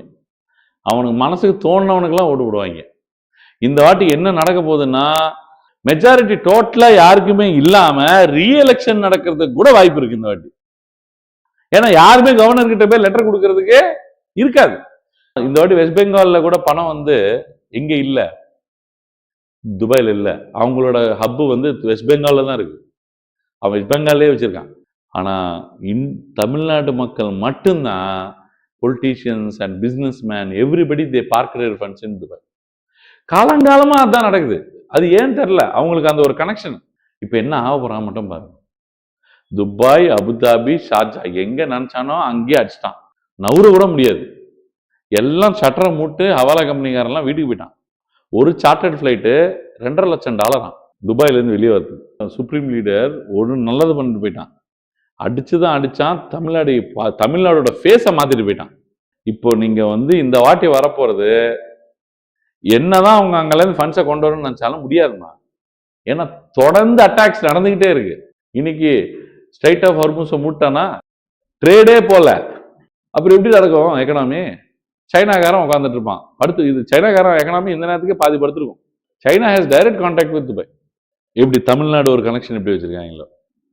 இது அநியாய செயல்லாம் இல்லை, தமிழ்நாடுக்கு ரொம்ப நல்ல செயல். ஆக்சுவலி தமிழ்நாடுக்கு ஃபர்ஸ்ட் டைம் 75 வருஷத்துக்கு அப்புறம் சுதந்திரம் கிடைக்க போகுது. இல்லீகல் பணத்திலேருந்து, இல்லீகல் மெஷர்ஸ்லேருந்து, கேஷ் கொடுத்து ஓட்டு போட வைக்கிறதுலேருந்து, புரியுதுங்களா உங்களுக்கு? எல்லாருமே தவிக்க போறாங்க. 1813 சோஷியோ ரிலிஜியஸ் ரிஃபார்ம்ஸ். மிஷினரிஸ்லாம் இந்தியாவுக்குள்ள அலோவ் பண்ணாங்க. அப்படின்னா என்ன அர்த்தம்? கிறிஸ்டியானிட்டி நார்த் ஈஸ்ட், சவுத்து, நார்த்துக்கெல்லாம் வந்துட்டு அவங்க கிறிஸ்டியன் மிஷினரிஸ், ஹாஸ்பிட்டல்ஸ், எஜுகேஷன், சர்ச்சஸ்லாம் வைக்கிச்சு கிறிஸ்டியானிட்டியை ஸ்ப்ரெட் பண்ண ஆரம்பிச்சாங்க, ப்ரொபகண்டாவை ரீச் பண்ண ஆரம்பிச்சாங்க. இவங்க கூட one of the reasons missionaries education ஃபண்டை கொண்டு வரதுக்கு. ஏன்னா இவங்களுக்கு இங்கிலீஷ் மட்டும் தான் தெரியும். இங்க இருக்கிறது எல்லாம் வெர்னாக்குலர் லாங்குவேஜஸ். கண்டிப்பா இங்கிலீஷ் சொல்லி தரணும் அப்படின்னு சொல்லி நார்த் ஈஸ்ட்ல ரொம்ப ட்ரை பண்ணாங்க. அது ஒர்க் அவுட் ஆயிடுச்சு. நார்த் ஈஸ்ட்ல பாத்தீங்கன்னா நம்ம பேசுற இங்கிலீஷ் தெரியாது. பைபிள் இங்கிலீஷ் பர்ஃபெக்டா பேசிடுவாங்க. நார்மல் இங்கிலீஷ் டஃப்பான டெர்மினாலஜி யூஸ் பண்ணி நீங்க அங்க இங்கிலீஷ் பேசுறான்னு சொல்லி நீங்க எக்கனாமிலாம் எடுத்தீங்கன்னு வச்சுக்கோங்களேன், அவனுக்கு எந்த டெர்மினாலஜியும் புரியாது. பாலிட்டி எடுத்தாலும் டெர்மினாலஜி புரியாது. அவனுக்கு தெரிஞ்சதெல்லாம் என்னன்னா அந்த பைபிள் நாலேஜ், சின்ன சின்ன இங்கிலீஷ் காமன் லாங்குவேஜ், அது மட்டும் தான் தெரியும். நம்ம அவன் இங்கிலீஷ் நல்லா பேசுறான்னு சொல்லிட்டு அவங்ககிட்ட நீங்க இன்டர்நேஷனல் பாலிடிக்ஸ் எல்லாம் பேசுனீங்கன்னா ஒன்றும் புரியாது. 1833 முடிஞ்சது. 1853 அது கம்ப்ளீட்லி. இந்த சார்ட் 1773 1851 வந்தது. இந்த சார்ட்ஸ் இந்த மாதிரி ப்ரிப்பேர் பண்ணி வச்சுக்கோங்க. இதுதான் இப்ப நீங்க பார்த்தது. அதுக்கப்புறம் கவர்மெண்ட் ஆஃப் இந்தியா ஆக்ட் 1858, 1853க்கு அப்புறம் என்ன நடந்தது சார் அப்படின்னா, Wood's dispatch. Wood's dispatch Charles Wood first secretary of state. Wood's டிஸ்பேட்ச்னு சொல்லிட்டு அவர் தான் ஃபர்ஸ்ட் எஜுகேஷன்லாம் கொண்டு வந்தாரு. லார்டு கேனிங் தான் first viceroy. Secretary of state டைரக்டா கொண்டு வராங்க. நான் இங்கிலேருந்து சொல்ல ஆரம்பிக்கிறது ரொம்ப உள்ள போக மாட்டேன். இந்தியன் கவுன்சில் ஆக்ட்ல போர்ட்ஃபோலியோ சிஸ்டம் கிரியேட் பண்ணாங்க. போர்ட்ஃபோலியோ சிஸ்டம்னா மினிஸ்ட்ரிஸ் மாதிரி. எஜுகேஷனை நீங்க பாத்துக்கோங்க, டிஃபென்ஸை நீங்க பாத்துக்கோங்க. அப்படின்னா யாரு பாக்குறது இல்லை? அது எல்லாத்தையும் வைஸ்ராய் பார்க்க மாட்டார். அவரோட எக்ஸிகியூட்டிவ் கவுன்சில் போர்ட்ஃபோலியோ சிஸ்டம் வர ஆரம்பிச்சது. மினிஸ்ட்ரிஸ் பிரிக்க ஆரம்பிச்சாங்க. இந்தியன்ஸை அதிகமாக ரெப்ரசன்டேட்டிவ்ஸை இன்க்ளூட் பண்ண ஆரம்பிச்சாங்க. சரிங்களா? 1860 ஃபர்ஸ்ட் ஒரு 5 மெம்பர்ஸ் இருந்தாங்க. அதுக்கப்புறம் அப்படியே இன்க்ரீஸ் ஆகி எத்தனை மெம்பர்ஸா மாறுறாங்கம்மா? 1892ல 1861ல 5 மெம்பர்ஸ் இருந்து அப்புறம் 1892ல எவ்வளோ ஆறாங்க? 1892ல எவ்வளோ பேரு? 1816, 1909ல 60. கரெக்டா? கரெக்ட். சரிங்களா? ஸோ 1858ல இதுல போர்ட்ஃபோலியோ சிஸ்டம் இன்ட்ரடியூஸ் பண்றது, இதுல லெஜிஸ்லேட்டிவ் கவுன்சிலோட பவர் பட்ஜெட்டை டிஸ்கஸ் பண்றது அளவுக்கு இம்ப்ரூவ் பண்றது, இங்க சென்ட்ரல் அண்ட் ப்ராவின்சியல் லெஜிஸ்லேட்டிவ் கவுன்சிலை கிரியேட் பண்றது, செப்பரேட் எலக்டரேட் கிரியேட் பண்றது, ஃபர்ஸ்ட் லா மெம்பரை உள்ள இன்க்ளூட் பண்றது எக்ஸிக்யூட்டிவ் கவுன்சில்ல. இங்க டயார்கி ப்ராவின்சியல் லெவல்ல வரும். இங்க டயார்கி ப்ராவின்சியல் லெவல்ல எடுத்துட்டு பைகேமரலிசம் ப்ராவின்சியல் லெவல்ல வரும். இங்க தான் state list, central list, concurrent list நம்ம வச்சிருக்கோம்ல இப்போ யூனியன் லிஸ்ட்னு. அந்த லிஸ்ட் கிரியேட் ஆனது 1935ல தான். அதுக்கப்புறம் இது 2 செப்பரேட் கண்ட்ரிஸா இந்தியன் இண்டிபெண்டன்ஸ் ஆக்ட்ல பிரியுது. அப்புறம் கேபினெட் மிஷனா 1945ல August 6 and August 9. August 6 and August 9 என்ன பண்றாங்க? ஹிரோஷிமா, நாகசாக்கி ரெண்டுமே பாம்பு பண்றாங்க. அதோட ஜப்பான் சரண்டர் ஆறாங்க. அதுக்கு முன்னாடியே ஜெர்மன்ஸ் ஹிட்லரும் ஹிட்லரோட ஜெனரல் எல்லாருமே சூசைட் பண்ணி செத்துட்டாங்க. அங்கிருந்து 4 மாசம் முன்னாடியே. அப்பலேருந்து இவரும் சரண்டர் ஆகி ட்ரீட்டி ஆஃப் ஆர்மிஸ்டேஸ் சைன் பண்றாங்க. சைன் பண்ணிட்டு இனிமேல் ஜென்மத்துல நான் கன்னை தொட மாட்டேன், நியூக்ளியருக்கு இதை தொடமாட்டேன், இங்கிட்ட சோல்ஜர்ஸ் இருக்க மாட்டாங்க, டிஃபென்ஸுக்குன்னு தனி பட்ஜெட் இருக்காதுன்னு யார் வந்து ஓத்து எடுக்கிறா? ஜப்பான் எடுக்கிறான். இப்போ கூட பார்த்தீங்கன்னா ஜப்பானுக்கு செப்பரேட்டாக டிஃபென்ஸ் பட்ஜெட் இல்லை. நீங்கள் ஜப்பானீஸ் ஆர்மின்னு நீங்கள் கேள்விப்படவே முடியாது. புரியுதுங்களா உங்களுக்கு? இந்த கிட்டத்தட்ட புத்தாவே தோத்து போகிற அளவுக்கு அவங்களுக்கு ஒரு ஞானம் ஒன்று வருது அந்த 2 ஹிரோஷிமா நாகசாக்கி அடியில். புரியுதுங்களா? First and last nuclear palms ever exploded. First அதான், லாஸ்ட்டும் அதுதான். 1945 இது முடிஞ்ச உடனே அங்கே வந்து வின்ஸ்டன் சர்ச்சில் கவர்மெண்ட், பெரிய சாடிஸ்ட் அவர் வின்ஸ்டன் சர்ச்சில், அவரால் தான், அவர் அடம் பிடிச்சதுனால தான் இவ்வளோ தூரம் ஆக்சுவலி இந்தியாவுக்கு இவ்வளோ கெட்ட பேர், அவங்களுக்கு எல்லாருக்குமே கெட்ட பேர், மொத்த உலகத்து நாடுகளில் எல்லா இடத்துலையும் கெட்ட பேர் வந்ததுக்கு Winston Churchill one of the reason. Mussolini, Winston Churchill, புரியுதுங்களா? இவங்க எல்லாருமே தான் வந்து மோஸ்ட் இம்பார்ட்டன்ட் ரீசன்ஸ். சரிங்களா? ஸோ இட்டாலி முஸ்லிம், சரிங்களா? ஸோ இவங்கெல்லாம் வந்து டிக்டேட்டர்ஸ் மாதிரி. ஸோ இவங்களோட அராஜகம் தாங்க முடியாம தான் அந்த வேர்ல்டு வார் வந்து ஹிட்லர், முசோலினி, வின்ஸ்டன் சர்ச்சில் இல்லைன்னா வேர்ல்டு வார் 2 இல்லை. இப்போ எப்படின்னா Putin, Trump, Khamenei behind the doors நம்பால் பின்னாடி தான் இருப்பார். கிருஷ்ணர் அவர் ஆயுதம் எடுக்க மாட்டார். புரியுதுங்களா? எல்லா இடத்துலையும் குளிர் காஞ்சிட்டு இருப்பார். இப்போ பாருங்க, ஈரானோட திடீர்னு நாங்கள் பேச்சு நடத்தணும் அப்படின்றாரு முந்தானித்து. நீ என்ன பேச்சுவார்த்தை நடத்துறதுக்கு இருக்கு? ஆயில் வாங்குறது தானே. எக்ஸாக்ட்லி இதே ஸ்ட்ராட்டஜி தான் யூஎஸ் காரம் பண்ணா வேர்ல்டு வார் 1 வரும்போது. 1916 எல்லாம் உலக போர் நடந்துகிட்டு இருக்கும்போது ஃபுட்டு வித்துட்டு இருந்தான். யாருக்கு? எந்தெந்த நேஷனுக்கும் என்னென்ன ஃபுட் பார்ட்டிகல்ஸ் வேணுமோ அதெல்லாம் ஹையர் ரேட்டை போட்டு பிஸ்னஸ் பண்ணிட்டு இருந்தாமா. இதுல போற U-571 வச்சு சப்மேரின் வச்சு அவங்களோட ஷிப்பை ஒன்று, சப்மேரின் ஒன்று அவன் சிங்க் பண்ணுவான். யாரு? அந்த ஷிப்பை வந்து டிப்ளாய், அந்த ஃபுட் ஷிப்பை வந்து சிங்க் பண்ணுவான். யாரு? ஜெர்மன்காரன். அதான் U-571. அது ஃபேமஸ் சப்மேரின்.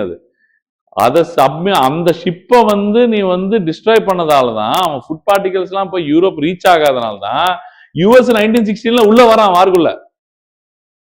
இல்லைன்னா யூஎஸ் இல்ல, வேர்ல்டு வார் 1 இல்ல. அவன் பிசினஸ் பண்றதை பார்த்து கடுப்பாயிட்டாங்க ஜெர்மன்காரன். டே, இங்க என்ன நடந்துகிட்டு இருக்கு? நீ அங்கல இருந்து அட்லாண்டிக் ஓஷன் எல்லாம் தாண்டி வந்து பிரிட்டனுக்கும் பிரான்ஸுக்கும் பொருள் வித்து காசு சம்பாதிக்கிற நீ. புரியுதுங்களா? இதே வேலை தான் எங்க பார்த்தான்? வேர்ல்டு வார் 2லயும் பார்த்தான். இவன் என்ன பண்றான்? கடுப்பாயி ஜப்பான்காரன் பேர்ல் ஹார்பர் அட்டாக் பண்றான் ஜெர்மனிக்கு சப்போர்ட்ல. அதுக்காக தான் அவன் அணுகுண்ட போடுறான் 2 வருஷத்துக்கு அப்புறம். யூஎஸ் 1941 வரைக்கும் செகண்ட் வேர்ல்டு வார்லயும் உள்ள வரல. இந்த வேலை பார்க்கும்போது திரும்பி ஜப்பான்காரன் அடிக்கும் போது அவன் அடிக்க வச்சு இதனாலதான் நான் உள்ள வந்தேன்னுவான். ஃபர்ஸ்ட் வரமாட்டாரு அவரு. ஃபர்ஸ்ட் பிசினஸ் பார்ப்பார். 2 வருஷம் நல்லா காசு சம்பாதிப்பார். புரியுதுங்களா உங்களுக்கு? அதுக்கப்புறம் எவனா ஒருத்தன் கடுப்பாயி என்னடா இப்படி பண்றேன்னு சொக்கா பிடிச்சா அதனாலதான் நான் வாருக்கு வந்தேன்னுவான். புரியுதுங்களா?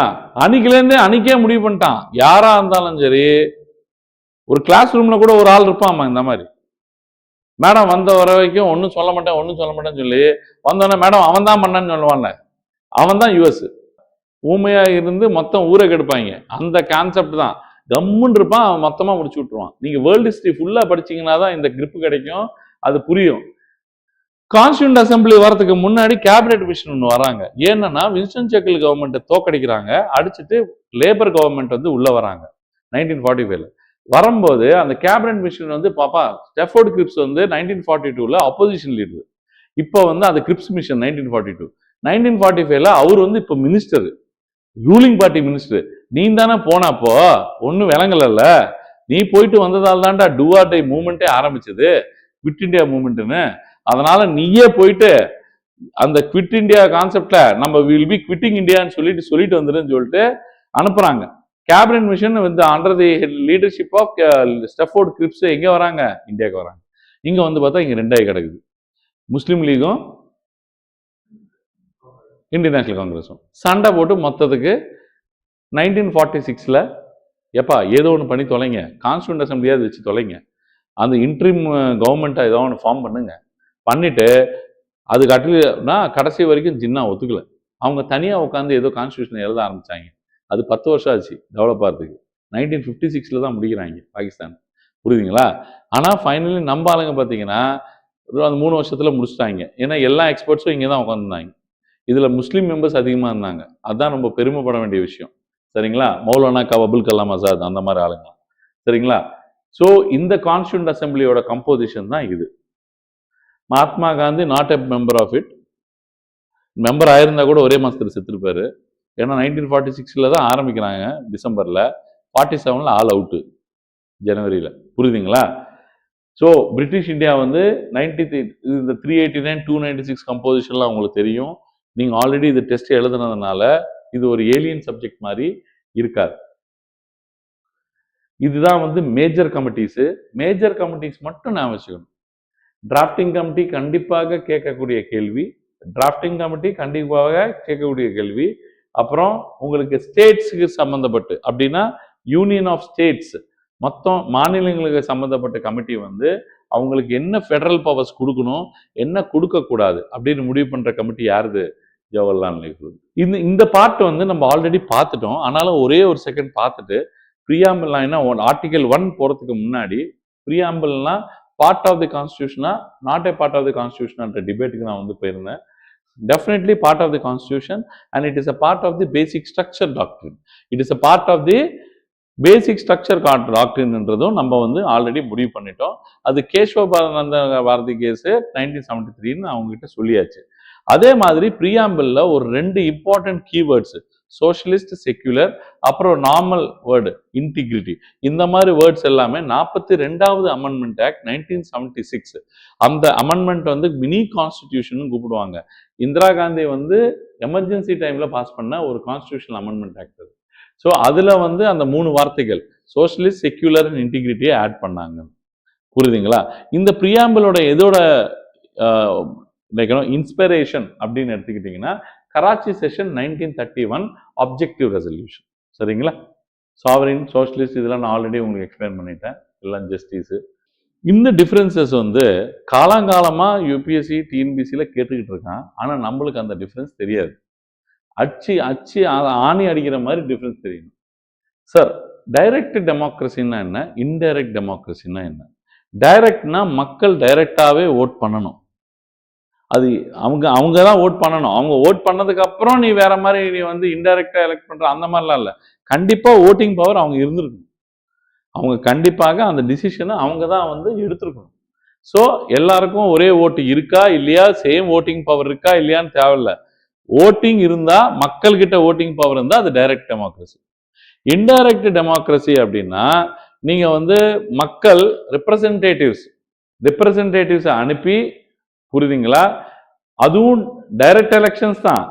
ஆனா ரெப்ரசன்டேட்டிவ்ஸ் அனுப்பி என்ன பண்றாங்க, கவர்மெண்ட்டை நடத்துறாங்க. இப்போ இந்தியாவில் எம்எல்ஏஸ், எம்பிஸ் எல்லாம் அனுப்பி பார்லிமெண்ட்ல உட்கார வச்சு, லெஜிஸ்லேட்டிவ் சட்டசபையில உட்கார வச்சு பார்க்கறது எல்லாமே இன்டைரக்ட் டெமோக்ரஸி. இன்டைரக்ட்ல இன்னொரு இன்டைரக்ட் என்னன்னா, நான் வந்து எம்எல்ஏஸ நாமினேட் பண்றேன், எம்எல்ஏஸ் வந்து பிரசிடென்ட்டை நாமினேட் பண்றாரு. இன்டைரக்ட்ல இன்டைரக்ட்லி நாமினேட்டட். புரியுதுங்களா உங்களுக்கு? புரியுதுங்களா? டைரக்ட்னா நான் ஒரு முடிவு, இந்த சட்டம் வரணுமா வரக்கூடாதா, தமிழ்நாட்டில் வைக்கணுமா வைக்கக்கூடாதா, ஹிந்தி தமிழ்நாட்டில் கொண்டு வருமா வரக்கூடாதா அப்படின்னு வந்து தமிழ்நாட்டு மக்கள் கிட்ட எல்லாருக்கிட்டையும் இதுக்காக ஓட்டு போடுங்கன்னா 50% மக்களுக்கு மேல ஹிந்தி தமிழ்நாட்டில் வரக்கூடாதுன்னு ஓட்டு போட்டாங்கன்னா அது வராதுன்றவாங்க. அந்த ஐட்டம் என்னன்னு கேட்டீங்கன்னா எந்த proposed registration to regulate by their direct votes, referendum conduct செய்யப்பட்டது. எதுக்கு? இந்த லாங்குவேஜ் தமிழ்நாட்டில் கொண்டு வரலாமா கொண்டு வரலாமா? தமிழ்நாடோட கரன்சி இந்தியன் ரூபியா இருக்கணுமா யூஎஸ் டாலரா இருக்கணுமா? ஸ்வீடனோட கரன்சி குரோனரா இருக்கணுமா யூரோவா இருக்கணுமா? இந்த மாதிரி விஷயங்கள் எல்லாமே மக்கள் கிட்ட கேட்டு தெரிஞ்சுக்கிறது. புரியுதுங்களா? அப்போ ஒரு டிசிஷனுக்கும் நீங்க எல்லாத்துக்கும் ஓட்டிங் நடத்தி ஆகணும். கரெக்டா? அப்ப என்ன ஆகும்? காஸ்ட்லியா இல்லையா? அப்பனா டெய்லி எத்தனை சட்டங்கள் மாறுது, எத்தனை சட்டங்கள் வருது, எத்தனை டிசிஷன்ஸ் எடுக்கிறாங்க, எல்லாமே மக்கள் கிட்ட கேட்டா டிலே ஆகுமா ஆகாதா? Direct democracy leads to delay. ஆனா மோஸ்ட் இம்பார்ட்டன்ட் டிசிஷன்ஸ் டைரக்ட் டெமோக்ரஸில எடுக்கலாம். அடுத்தது ரிஃபரண்டம் முடிச்சிட்டோன்னே ஒரு லெஜிஸ்லேஷன், ஒரு சட்டம் வரணும்னா ரிஃபரண்டம். அதுக்கப்புறம் கீழே பாருங்க, அதே ரொம்ப இம்பார்ட்டன்ஸ். ஃபார் எக்ஸாம்பிள், ஒரு சட்ட ரீதியாக இருக்க வேண்டியது ரெஃபரண்டம், சரிங்களா? சட்ட ரீதியாக ஒரு தமிழை உள்ள கொண்டு வரீங்க, ஒரு ஒரு ஒரு மொழியை மாத்துறீங்க, ஒரு கரன்சியை மாத்துறீங்க, அது சட்ட ரீதியாக பண்ணி ஆகணும். ஆனா பப்ளிக் ஒப்பீனியன் தெரிஞ்சுக்கணும்னு நினைக்கிறீங்க. பப்ளிக் ஒப்பீனியன் ஒரு விஷயத்துல, ஒரு மேட்டர்ல வச்சு போருக்கு போலாமா வேணாமா, இவங்கள நம்ம இணைக்கலாமா வேணாமா, தண்ணி கொடுக்கலாமா கொடுக்க வேணாமா, இந்த கச்சத்தீவை அவங்களுக்கு கொடுப்பாமா கொடுக்க வேணாமா, இந்த மாதிரி ஒரு விஷயங்கள்ல முக்கியமான ஒரு விஷயங்களை மக்கள்கிட்ட ஒப்பீனியன் தெரிஞ்சுக்கிறது பிளிபிசைட். ரீகால்னா முக்கியமான ரெப்ரசன்டேட்டிவா தூக்குறது, வைஸ் பிரசிடென்ட்டை தூக்கலாமா வேணாமா, எலெக்ஷன் கமிஷனர் வைப்பாமா வைக்க வேணாமா, புரியுதுங்களா? இது எல்லாத்துக்கும் நம்ம கான்ஸ்டிடியூஷன்ல எல்லாமே கொடுத்துட்டாங்க. நம்ம எந்த கவலையும் யாருக்கிட்டையும் போய் நம்ம எந்த விஷயமும் கேட்க தேவையில்ல. எல்லாம் ரிமூவல் ப்ரொசீஜர், அப்பாயின்மெண்ட் ப்ரொசீஜர் எல்லாமே. ஒரு ஸ்டேட்டை இன்க்ளூட் பண்ணா என்ன பண்ணணும், ஒரு ஸ்டேட்டை எடுத்து விட்டா என்ன பண்ணணும், ஒரு ஸ்டேட்டோட பவுண்டரியை மாத்தினா என்ன பண்ணணும், இது எல்லாமே எங்க இருக்கு? கான்ஸ்டிடியூஷன்ல நீட்டா சொல்லப்பட்டிருக்கு. நம்ம உட்காந்துக்கிட்டு ஒரு இதுக்கும் நம்ம மக்கள் கிட்ட போயிட்டு இது நடத்திட்டு இருந்தா எவ்வளவு செலவாகும் பாருங்க. 150 கோடி மக்கள் எப்ப கேட்பீங்க நீங்க? ஒரு வாட்டி எலெக்ஷன் நடக்கிறதுக்கு 50,000 கோடி 60,000 கோடி செலவாகுது. இது எத்தனை கோடிக்கு செலவு பண்ணணும் எவ்ரி டைம்? புரியுதுங்களா உங்களுக்கு? ஆன்லைன் ஓட்டிங் வச்சாலே அவ்வளவு பெரிய இன்ஃப்ராஸ்ட்ரக்சர் தேவை. புரியுதுங்களா? ரீகால் புரிஞ்சிருச்சு. சட்ட ரீதியாக சில விஷயத்தை கொண்டு வரணும்னா ரெஃபரண்டம், ஒப்பீனியன் தெரிஞ்சுக்கணும்னா அதுவும் ரொம்ப இம்பார்ட்டன்ட், பப்ளிக் இம்பார்ட்டன்ஸ் இருக்கிற ஒப்பீனியன் தெரிஞ்சுக்கணும்னா பிளெபிசைட். ரீகால்னா முக்கியமான ரெப்ரசன்டேட்டிவ்ஸ், பியூரோக்ராட்டிக் சிஸ்டம்ல ரிஃபார்ம்ஸ், புரியுதுங்களா? அரசியல் ரீதியாக அப்பாயிண்ட் செய்யப்பட்ட ஒரு மனிதர்களை தூக்கணும் அப்படின்னா என்னது? ரீகால், தூக்குறது. இனிஷியேட்டிவ், ஒரு பில்ல மக்களாகவே லெஜிஸ்லேச்சருக்கு இந்த ஊர் மக்கள் எல்லாருமே சேர்ந்து இந்த ஃபேக்டரியை எடுத்துடணும் அப்படின்னு ஒரு மசோதாவை பாஸ் பண்ணி எங்க அனுப்புறாங்க? சட்டமன்றத்துக்கு அனுப்புறாங்க, பார்லிமெண்ட்டுக்கு அனுப்புறாங்க. இங்க எம்எல்ஏவை தூக்குங்க, எங்களோட கலெக்டரை தூக்குங்க அப்படின்னு ஊர் மக்கள் எல்லாம் கையெழுத்து போட்டு அனுப்பிச்சு விட்டா அது என்ன ஆகுது? இனிஷியேட்டிவ். இது எல்லாமே மக்கள் இண்டிவிஜுவலாக உட்கார்ந்து ஒரே ஒரு டிசிஷனுக்கு ஓட்டு போட்டது. இப்படி நடத்தினா கவர்மெண்ட்டை நடத்த முடியாது. It will lead to delay. புரியுதுங்களா? இது நடத்துறதும் ரொம்ப ஃபேரா நடத்தணும், எலெக்ஷன் நடத்துற மாதிரியே நடத்தணும். அப்போ எவ்வளவு பெரிய ஒர்க் ஃபோர்ஸ் தேவை, எவ்வளவு பெரிய எலெக்ஷன் ப்ரொசீஜர் தேவை. ஆனா இது எங்க இதெல்லாம் ரொம்ப ஃபேமஸ்னா, European union countries, Switzerland, Sweden, புரியுதுங்களா? மக்கள் ரொம்ப எஜுகேட்டட், ரொம்ப மேனிப்புலேஷன் நடக்காது. ஒரு ஒப்பீனியன் சொன்னா மதிப்பாங்க. அங்க ரொம்ப சீப்பு, அங்க நடத்தலாம். இன்னொன்னு எங்க நடத்தலாம்னா, சர்வாதிகார ஆட்சி இருக்கு. Iran, Iraq, Egypt, Tunisia, Algeria, இந்த மாதிரி இடத்துல ரிஃபரண்டம் எல்லாம் நடத்துவாங்க. புரியுதுங்களா? இந்த கிங்க எடுத்துட்டு புது டெமோக்ரஸி வரத்துக்கு உங்களுக்கு விருப்பம் இருக்கா அப்படின்னு கேட்பாங்க. அப்ப அதுக்காக ரிஃபரண்டம் நடத்தப்படும். பப்ளிக் ஒப்பீனியனுக்காக பிளெபிசைட் நடத்தப்படும். புரியுதா? இது எல்லாம் forms of direct democracy. Indirect democracy best example India. புரியுதுங்களா? Best example India indirect. And will go to the article 1. இப்போதாம ஆக்சுவலி பாலிட்டிக்கே வந்திருக்கும், சரிங்களா? பாலிட்டியில கான்ஸ்டிடியூஷனுக்கு வந்தது இப்பதான். ஆர்டிகல் 1, யூனியன், தி பாரத், அந்த வார்த்தை போடுறதுக்கே உட்காந்து 4 மணி நேரம் உட்காந்து டிஸ்கஷன் நடந்துட்டு இருந்தான் கான்ஸ்டிடியூஷன் அசம்பிளியில. இந்த என்னன்னா, த பாரத்னு போடணுமா யூனியன் போடணுமா, எப்படி ஆரம்பிக்கணும்னு தெரியல. ஃபர்ஸ்ட் லைன் ஃபர்ஸ்ட் வேர்டு இல்லையாமா, என்ன பண்றதுன்னு தெரியல. சரி பரிசையில போச்சுடா, யூனியன் போடு, காமா போடு, த பாரத்னு போடு, திரும்பி காமாவை போடு, போயிட்டே இருக்கான் ஏதோ ஒண்ணு. இப்ப நம்ம ஆளுங்க எல்லா இடத்துலயும் பாரத்னு மாத்திக்கிட்டே வராங்க. அதான் சொன்னேன், பேட்ரியாட்டிசம். ஸோ இது ஒரு தீவிரமான பேட்ரியாட்டிசம், தீவிரவாதமான பேட்ரியாட்டிசம் இது. புரியுதுங்களா? நான் எப்படின்னா, மிச்சம் எந்த மக்களும் இங்க வாழ முடியாத அளவுக்கு பேட்ரியாட்டிசம் இது. புரியுதுங்களா? ஸோ எந்தெந்த டெரிட்டரிஸ்லாம் இருக்கு அப்படின்னா, யூனியன் டெரிட்டரிஸ், ஸ்டேட்ஸ் எல்லாரோட பேர் இதுல இருக்கும். எல்லாரோட பேரு ஒரு புது ஸ்டேட் உருவாகிருக்கு, புரியுதுங்களா? இதுல இன்க்ளூட் பண்ணுவாங்க.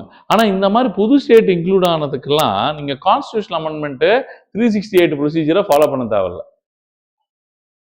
புரியுதுங்களா? ஜஸ்ட் புது ஸ்டேட் இன்க்ளூட் ஆயிருக்குன்னா பேரை மட்டும் டைப் பண்ணி போட்டா போதும். இதுக்காக என்ன கான்ஸ்டியூஷனை மாத்திரம்னு சொல்லி டக்குன்னு 368 ப்ரொசீஜர்லாம் கிரியேட் பண்ணக்கூடாது. அவங்களுக்கு ஞாபகம் இருக்கும்னு நினைக்கிறேன். Special majority with 3 types of special majority, effective majority and simple majority, மொத்தம் 5 இருக்கு. ஸ்பெஷல் மெஜாரிட்டியில் ஒன்றுக்கு மட்டும் ராட்டிஃபிகேஷன் ஆஃப் தி ஸ்டேட்ஸ் தேவை, இன்னொன்றுக்கு வந்து அப்சல்யூட் மெஜாரிட்டி தேவை, இன்னொன்று வந்து சிம்பிளா நார்மலா பிரசன்ட் அண்ட் ஓட்டிங் இருந்தால் போதுமானது. இதுக்கு மேலே ஏதாவது நான் டிஃபரன்ஸ் ஏதாவது சொன்னேன்னா அன்னைக்கு எதுவும் சொல்லலை. எதுக்கும் இன்சூரன்ஸுக்கு அதை எடுத்து வச்சிருக்கேன் ஒரு இடத்துல, சரிங்களா? இன்னொரு டயக்ராம் போட்டிருக்கேன், அது உங்களுக்கு காட்டி நான் உங்களுக்கு திரும்பி எக்ஸ்பிளைன் பண்றேன். இந்தியா வந்து யூனியன் ஆஃப் ஸ்டேட்ஸ், சரிங்களா? யாருமே இந்தியாவிலேருந்து பிரிஞ்சு போக முடியாது அப்படின்றதுக்கு ஒரு அழகான வார்த்தைகள் எழுதப்பட்டிருக்கு. என்ன அழகான வார்த்தைகள் எழுதப்பட்டிருக்கு? இந்தியா வந்து indestructible union of destructible states சொல்லுவாங்க. அப்படின்னா நான் ஸ்டேட்டை எத்தனை வாட்டினாலும் உடைக்கலாம், ஒரு ஸ்டேட்டை 4 ஆக்கலாம், ஒரு 2 ஸ்டேட்டை சேர்த்து ஒரு ஸ்டேட் ஆக்கலாம், பவுண்டரியை மாற்றலாம், பேரை மாற்றலாம், ஸ்டேட்ஸுக்குள்ள என்ன வேணாலும் நான் பார்க்கலாம். ஆனா தப்பு தவிர கூட யூனியனை உடைக்க முடியாது. ஒருவேளை உடைக்கிற சான்ஸ் கொடுத்தா 549 பிளஸ் 3 552 என்ன இருக்கும்? 552 கண்ட்ரிஸா போயிருக்கும். இதை உணர்ந்துதான் இதை போடுறாங்க, சரிங்களா? சரி, இப்போ ஆர்டிகல் 2ல என்ன இருக்குன்னு பாத்தீங்கன்னா, இந்த ஸ்டேட்ஸுக்கு சம்பந்தப்பட்டு யூனியனுக்கு சம்பந்தப்பட்டு எந்த ஒரு முடிவுனாலும் சரி, எந்த ஸ்டேட்டை உள்ள கொண்டு வரலாம், எந்த ஸ்டேட்டை வரக்கூடாது, எந்த டெரிட்டரி எப்படி வச்சுக்கணும்ன்றது முடிவுகள் எல்லாமே பார்லிமெண்ட் கையில தான் இருக்கு. ஸ்டேட்ஸோட கையில எந்த கையிலும் இல்லை. ஸ்டேட்ஸ் எல்லாம் குழந்தைங்க மாதிரி, பார்லிமெண்ட் வந்து அம்மா அப்பா மாதிரி. கடைசி வரைக்கும் 18 வயசு ஸ்டேட்ஸுக்கு வரவே வராது. கடைசி வரைக்கும் இவங்க மேஜர் ஆகவே மாட்டாங்க, எப்பவுமே மைனராகவே இருப்பாங்க. கார்டியன்ஷிப் யாரு? பேரண்ட்ஸ் தான். அதுதான் இன்டிஸ்ட்ரிக்டபிள் யூனியன், புரியுதுங்களா? குழந்தைங்க 2 குழந்தைங்கள ஒரு குழந்தை சாவலாம், 2 குழந்தை 4 குழந்தையா மாறலாம், என்ன வேணாலும் இந்த குழந்தைகள்ல மாற்றம் வரலாம். தவிர வயசாயிருமானா மட்டும் கண்டிப்பா ஜென்மத்துக்கும் வயசு ஆகாது. அவங்க நம்ம பார்வையிலிருந்து வெளியே பிரிஞ்சு போறதுக்கு வாய்ப்பே இல்லை, புரியுதுங்களா? உங்களுக்கு நம்ம வீட்டிலேயே கடக்க வேண்டியதுதான். ஆர்டிகல் 3 and 4 ரொம்ப இம்பார்ட்டன்ட் கொஸ்டின். 10 மார்க்கர்லயும் மெயின்ஸ்ல வரும், பிளஸ் வந்து இன்டர்வியூல வரும், சரிங்களா? அண்ட் தென் 1 மார்க்கர்ல இங்க ஆப்ஜெக்டிவ் கொஸ்டின்ஸ்லயும் வரும்.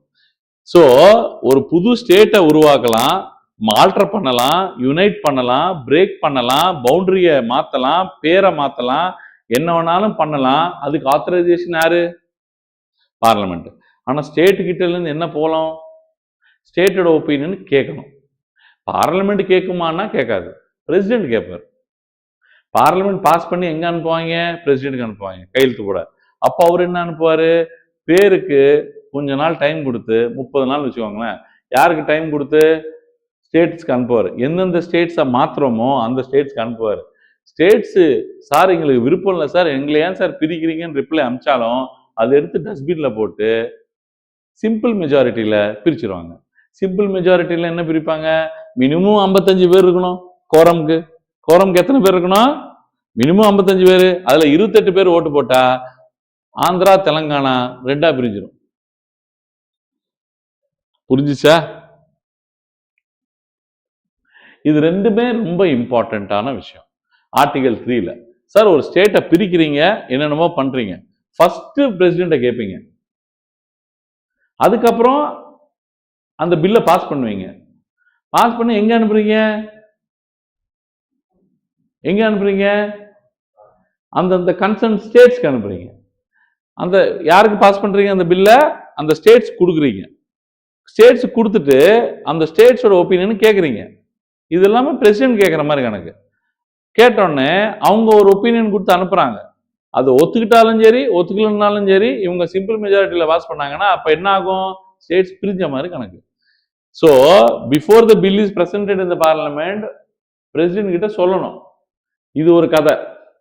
அப்புறம் before recommendation president has to refer such bill to the concern state. புரியுதுங்களா? ரிஃபர் பண்றாரு. அப்புறம் expressing the view within a specific period 30 நாள்னு வச்சுக்கோங்களேன். எவ்வளவு நாள்? 30 நாள். சரி, president is not bound by the views அப்படின்னு என்ன அர்த்தம்? அவர் என்ன ஸ்டேட்ஸ் சொன்னாலும் சார் எங்களுக்கு விருப்பம் இல்லை சார், எங்க தேவையில்லாம பிரிக்கிறாங்க சார், காது கேட்காது. பிரசிடென்ட்டுக்கு காது கேட்காது. பார்லிமெண்ட் சொல்றதுதான். an amendment to the bill, no fresh reference needs to be made to the central legislature. எந்த விதமான ஒரு லெஜிஸ்லேச்சருக்கு நம்ம திரும்பி போயிட்டு எந்த விதமான ரெப்ரசன்டேஷனும் நம்ம அமெண்ட்மெண்ட்டோ எதை பத்தியும் பேச தேவையில்லை. அடுத்தது யூனியன் டெரிட்டரினா கண்டிப்பாக அவங்க கிட்ட கேட்கவே தேவையில்லை. அந்த லெஜிஸ்லேச்சர் கிட்ட யூனியன் டெரிட்டரி யாருது? Already union. அதுகிட்ட போய் நீங்க என்ன பேசிட்டு இருக்கிறது? அப்படின்னா பாண்டிச்சேரியை பத்தி பேசுறாங்க, டெல்லியை பத்தி பேசுறாங்க. புரியுதுங்களா? Inference India is a industrial union of. So basically article 4ல ஒரு டெரிட்டரியை இந்தியாக்குள்ள இன்க்ளூட் பண்றதுனாலும் அப்புறம் ஸ்டேட்ஸ்ல எந்த விதமான மாற்றம் கொண்டு வந்தாலும் கான்ஸ்டிடியூஷனல் அமெண்ட்மெண்ட் தேவையா, 368 ப்ரொசீஜர் தேவையா அப்படின்னா தேவையில்லை அப்படின்னு சொல்றது எந்த article? Article 4. So not considered as an amendment under 368. You can keep it and therefore such laws can be passed by simple majority. 5லேருந்து வர்றது இது எல்லாமே 5லேருந்து 11 வரைக்கும் என்ன எழுதியிருப்பாங்கன்னா ஒரே வார்த்தையில சொல்றாங்க. ஆக்சுவலி உங்களை கொஸ்டின்ஸ் கேட்கறது சிட்டிசன்ஷிப் ஆக்ட்ல 1955ல தான் கேட்பாங்க. சிட்டிசன்ஷிப் ஆக்ட் 1955ல தான் கேட்பாங்க. எப்படி 5 விதமாக நீங்க வந்து என்னது சிட்டிசன்ஷிப்பை பெறலாம், எப்படி 3 விதமாக சிட்டிசன்ஷிப்பை இழக்கலாம், இது வந்து முக்கியமான கேள்வி. ஆனா 5 to 11ல நீங்க என்னதான் ரூம் போட்டு தேடினா கூட ஒரு விஷயமும் அதுல ஒன்றும் தெரியாது. எல்லா இடத்துலயும் என்ன சொல்லியிருப்பான்னா, எல்லா இடத்துலயும் 5லேருந்து 11 வரைக்கும் என்ன எழுதியிருப்பான்னா ஜென்ரலா எழுதியிருப்பான். அப்பப்போ சிச்சுவேஷனுக்கு ஏற்ற மாதிரி என்னென்னலாம் தேவையோ சிட்டிசன்ஷிப்புக்கு அந்த கிரைட்டீரியா ஃபிக்ஸ் பண்றது, ரிமூவல் ஃபிக்ஸ் பண்றது, இல்லைன்னா வந்து ஒரு டெரிட்டரியிலேருந்து ஒரு சிட்டிசன்ஸ் வந்து இந்தியாக்குள்ள கொண்டு வர்றது, இது எல்லாமே பார்லிமெண்ட் முடிவு பண்ணணும் அப்படின்னு முடிச்சிருவான். வேணும்னா சாம்பிளுக்கு பாருங்க அம்மா, வேணும்னா சாம்பிளுக்கு பாருங்க. சிட்டிசன்ஷிப் யாரெல்லாம் வந்து கான்ஸ்டிடியூஷன் வரும்போது யாரெல்லாம் வந்து சிட்டிசன்ஸ். அடுத்தது ரைட்ஸ் ஆஃப் சிட்டிசன். சிட்டிசன் வந்த அப்புறம் இந்தியால இருந்து பாகிஸ்தான் வந்தவன், பாகிஸ்தான்ல இருந்து இந்தியாவுக்கு லேட்டர் ஆன் வந்தவன், உடனே வந்தவன், லேட்டர் வந்தவன். அப்போ பேசிக்கலி அங்க என்ன பேசப்படுதுன்னா 5லேருந்து 11 பார்லிமெண்ட்டுக்கு பவர் இருக்கு. ஆனாலும் பார்ட்டிஷன் அப்போ இருக்கிற சிட்டிசன்ஷிப்பை பத்தி தான் மெயின் கான்சென்ட்ரேஷன் இருக்கும் 5 to 11ல. பார்ட்டிஷன் நடக்கும்போது அதுக்கு தான் பாகிஸ்தான், இந்தியா எல்லாமே இருக்கும். என்னோட டெக்னிக்காலிட்டி என்னன்னா, இந்தியாவிலேருந்து அங்க போனவங்க, அங்கலேருந்து இங்க வந்தவங்க, இங்கிலேருந்து அங்க போறவங்க லேட்டரானு, அங்கலேருந்து லேட்டரானு இங்க உள்ள வந்தவங்க, இதை பத்தி எல்லாம் முடிவு பண்றதுக்கு யாரு பவர் இருக்கு? பார்லிமெண்ட்னு முடிச்சிடும். எல்லாமே பார்ட்டிஷன் டைம். ஆனா அதுக்குதான் இது வந்து கொஸ்டின் ஏரியா வந்து இதோட வந்து 9, 10, 11 ஃபைனலா யாருக்கு இருக்கு? Parliament. Parliament related right of citizenship by law. அதுக்கு தான் சிட்டிசன்ஷிப் ஆக்ட் 1955 பாஸ் பண்றாங்க. 5 வருஷம் யோசிக்கிறாங்க. கான்ஸ்டிடியூஷன் வந்த அப்புறம் 5 வருஷம் யோசிச்சு சிட்டிசன்ஷிப் ஆக்ட் எப்படி பாஸ் பண்ணணும்னு பாஸ் பண்ணுவீங்க. அதுல தான் நீங்க படிக்க வேண்டியது. இதுதான் அந்த சிட்டிசன்ஷிப் ஆக்ட் 1955. சரிங்களா? அதுல வந்து by birth, by descent, by naturalisation, by registration and by acquisition அப்படின்னு வந்து 5 விதமாக நீங்க சிட்டிசன்ஷிப்பை பெறலாம். டெர்மினேஷன், டிப்ரிவேஷன் அண்ட்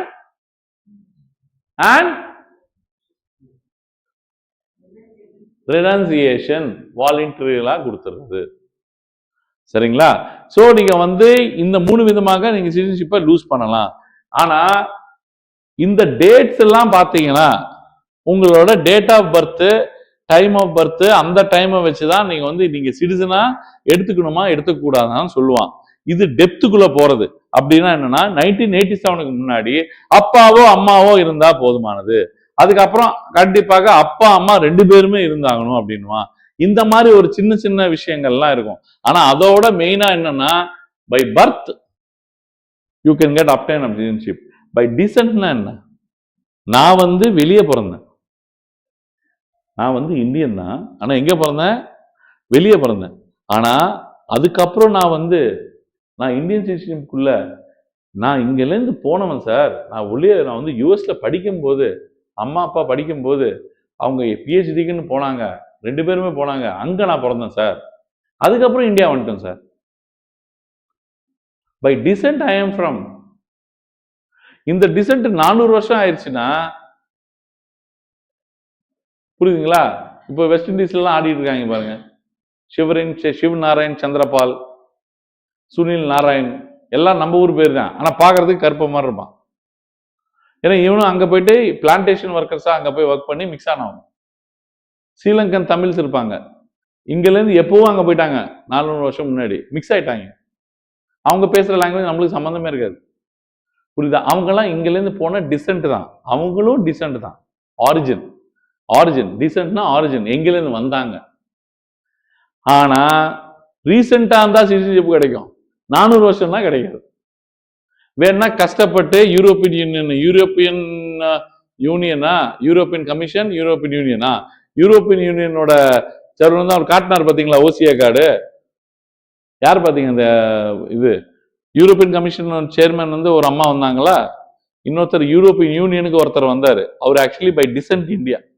அவருக்கு ஓசியா கார்டு கொடுத்தாரு மோடி. அவருக்கு பிளான் பண்ணி கரெக்டா பிரஸ் ரிப்போர்ட்ல அந்த அவர் யூரோப்பியன் யூனியன்ல இருந்து காட்டுறாரு, பாருங்க எனக்கு ஓசியா கார்டு வந்திருக்கு, overseas citizen of India, overseas citizen of India. ஓசியா card is equal to like you cannot vote, but there is no need of visa to come to India. அதை காட்டினீங்கன்னா இந்தியா எப்போ வேணாலும் வந்துட்டு போகலாம். ஏன்னா நீங்க வந்து பூர்வம் யாருது, இந்தியா. டிசென்ட்னா என்னது, நீங்க வெளியே பிறந்தீங்க, ஆனா இந்தியாவுக்கு வந்து திருப்பி ரிட்டர்ன் ஆயிட்டீங்க. ரிஜிஸ்ட்ரேஷன் பக்காவா இந்தியன் ஆரிஜின் தான் இவங்களும், சரிங்களா? ஆனா ப்ராப்பரா அப்ளை பண்ணி ப்ராப்பரா ரிஜிஸ்டர் பண்ணி உள்ள வருது. அப்ப அதுக்கு கிரைட்டீரியா என்னன்றது அந்த அளவுக்கு இன்னும் டிஎன்பிசி உள்ள இறங்கல.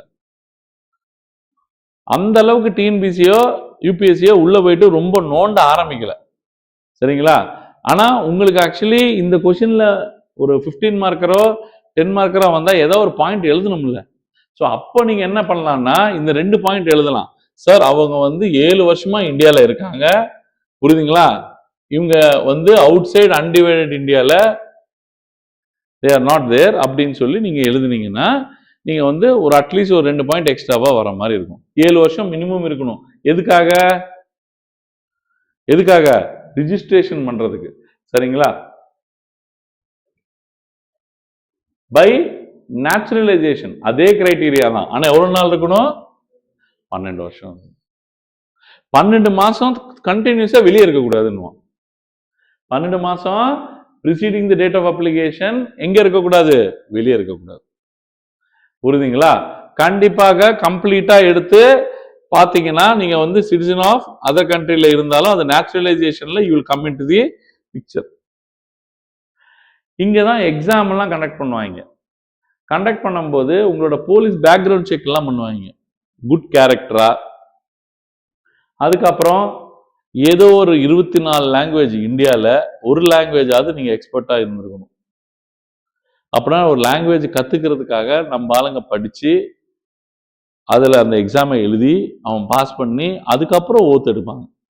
நான் இந்த நாட்டுக்கு நான் துரோகம் பண்ண மாட்டேன், நான் இந்த இந்தியா தான் என்னோட நாடா நான் கருதுவேன், எனக்கு வேற எந்த சிட்டிசன்ஷிப்பும் இல்லை, இந்த ஒரு சிட்டிசன்ஷிப் தான் இந்த இந்தியா இது அப்படின்னு நீங்க வந்து ஓத்து எடுப்பீங்க.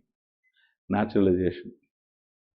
அடுத்தது புதுசா சில டெரிட்டரியை வந்து இந்தியாவுக்குள்ள நம்ம ஃபார் எக்ஸாம்பிள் நாளைக்கோ 4 நாளைக்கோ ஸ்ரீலங்காவோ நம்ம வாங்கிட்டோம்னு வச்சுக்கோங்களேன், ஆசையா இருக்கு, சரிங்களா? ஏன்னா கச்சத்தீவு போனதுக்கு ஸ்ரீலங்காவை வாங்கிடணும், சரியா? ஸ்ரீலங்காவை வாங்கிட்டோம்னா என்ன பண்ண போறோம், அதுல இருக்கிற சிட்டிசன்ஸ் எல்லாம் ஆட்டோமேட்டிக்கா இந்தியன் சிட்டிசனா மாறும்.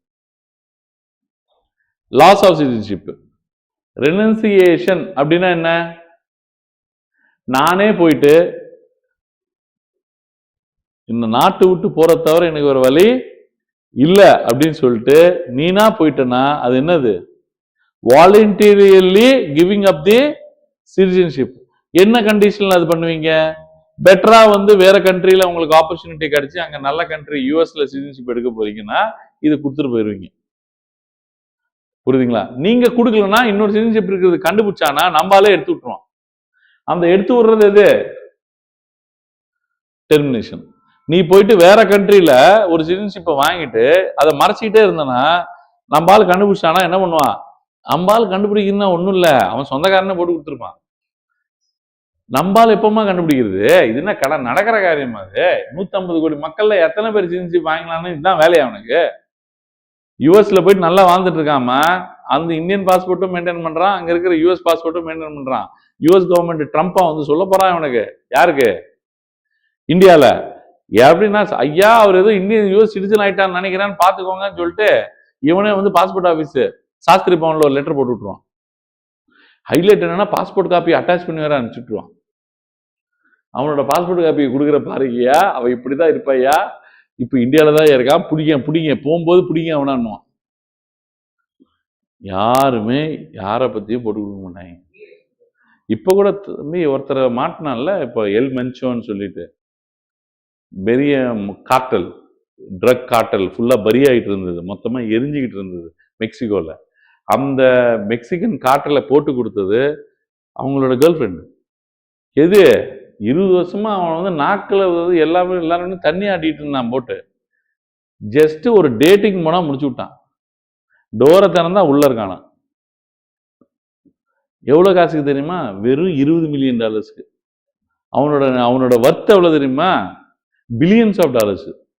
$20 மில்லியன் பிளஸ் உன்னை வந்து எங்கேயுமே சம்பந்தம் இல்லாத ஒரு ஐலாண்ட்ல இம்யூனிட்டி கொடுத்து வேற கண்ட்ரி சிட்டிசன்ஷிப் கொடுத்து நீ எங்க போனோன்னே தெரியாம உனக்கு ஃபேஸ் எல்லாம் மாத்திட்டு உனக்கு நாங்க கடத்திடுவோம் அப்படி. அதுதான் ஆஃபர் அந்த பொண்ணுக்கு. இவனை பிடிச்சி சுட்ட அடுத்த செகண்டு ஊரே எரிச்சிட்டாங்க அவங்க. ஏன்னா மெக்சிகோ வாழ்றதே குலத்தொழிலே கஞ்சா. அது எப்படிமா போவோம்? உலகத்துக்கு ட்ரக்ஸை இன்ட்ரடியூஸ் பண்ணதே அந்த புண்ணியவான்கள் தான். அதோட மத குரு யாரு? எல் மென்சோ. அவனே போயிட்டா எப்படி? பாப்லோ எஸ்காபாருக்கு அப்புறம் அவ்வளோ பெரிய ட்ரக் காட்டல் நடத்துறது இவன் தான். தில்லோட அனுப்புவான் யூஎஸ்குள்ள ட்ரக்ஸ். எவனாலும் நிறுத்த முடியாது. போலீஸ் அபிஷியல்ஸ்ல இருந்து எல்லாருமே, கஸ்டம் அபிஷியல் எல்லாருமே அவனுக்கு வந்து எல்லாருமே வாங்கிடுவான். ஃபிளைட்ல போட்டு லோட் பண்ணி அனுப்புவான் அவன் ட்ரக்ஸ. அந்த அளவுக்கு ஒரு மோசமான ஆளு. முடிச்சு விட்டான் பாருங்க. $20 மில்லியன் ஒன் லேடி. யாருமே போட்டு கொடுக்க மாட்டாங்க. உன் பக்கத்துல இருக்கிறவன் தான் போட்டு கொடுப்பான்.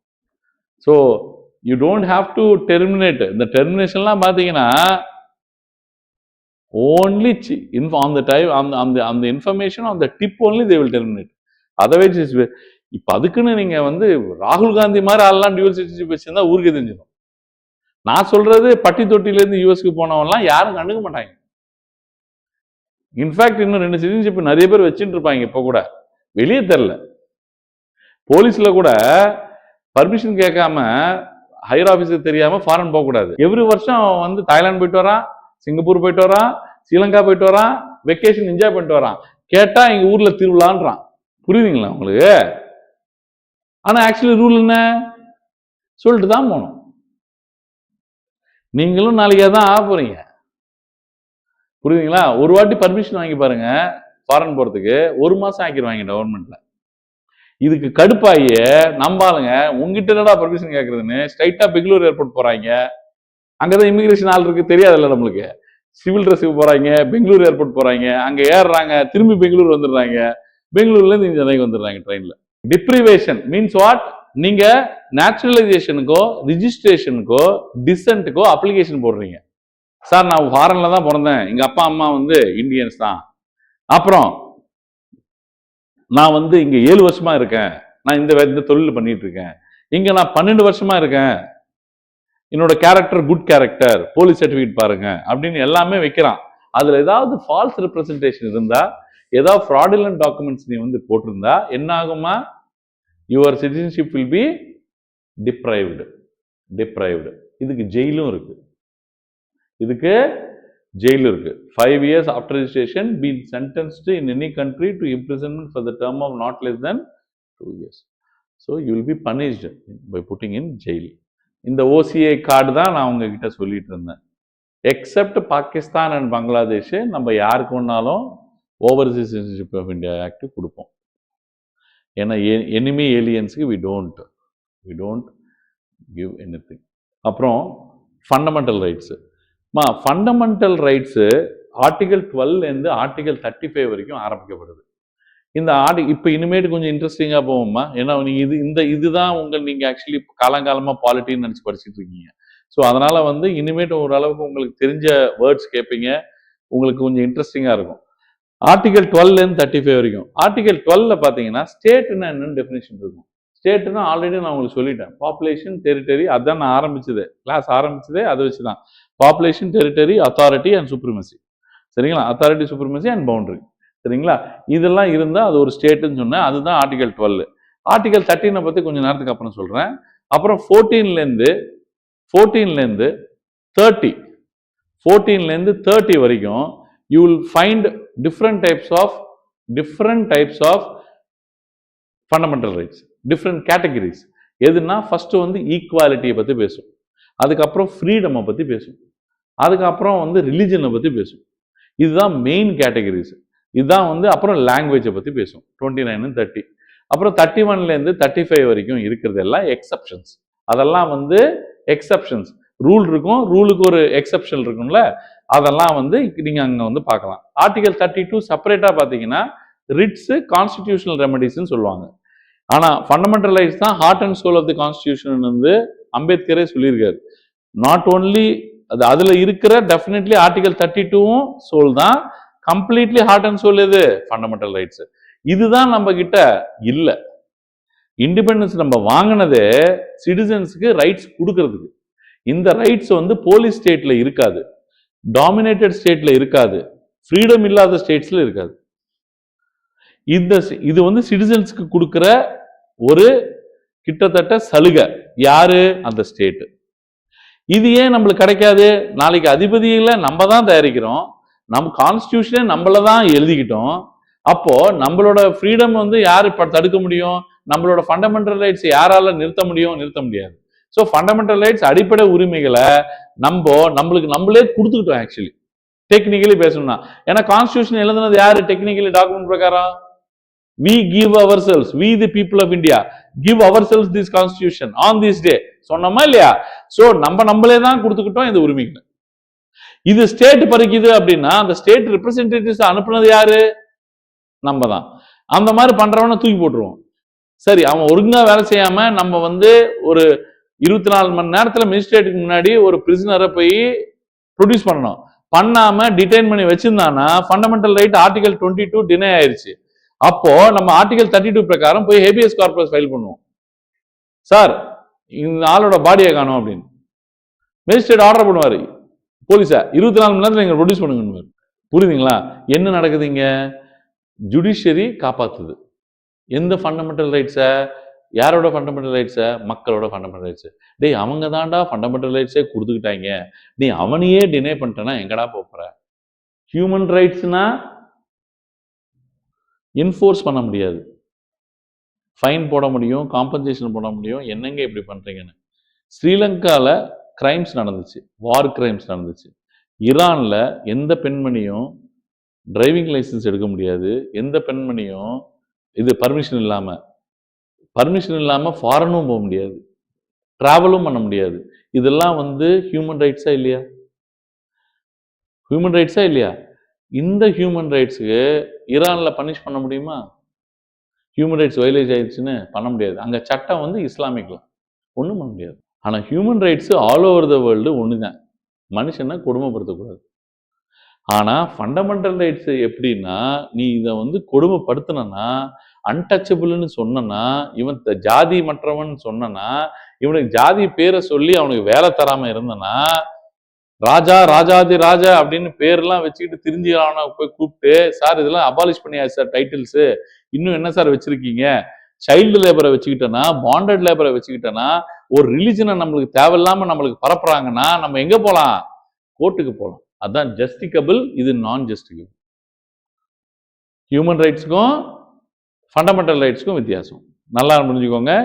ஹியூமன் ரைட்ஸ்க்கும் ஃபண்டமெண்டல் ரைட்ஸ்க்கும் natural rights, legal rights, constitutional rights. அப்படின்னா நேச்சுரல் ரைட்ஸ் தான் உங்க ஹியூமன் ரைட்ஸ். லீகல் ரைட்ஸ் சட்ட ரீதியாக வர ரைட்டு. இதுக்கு நீங்க நார்மல் கோர்ட் கீழே இருக்கிற கோர்ட்ல இருந்து தான் போக முடியும்.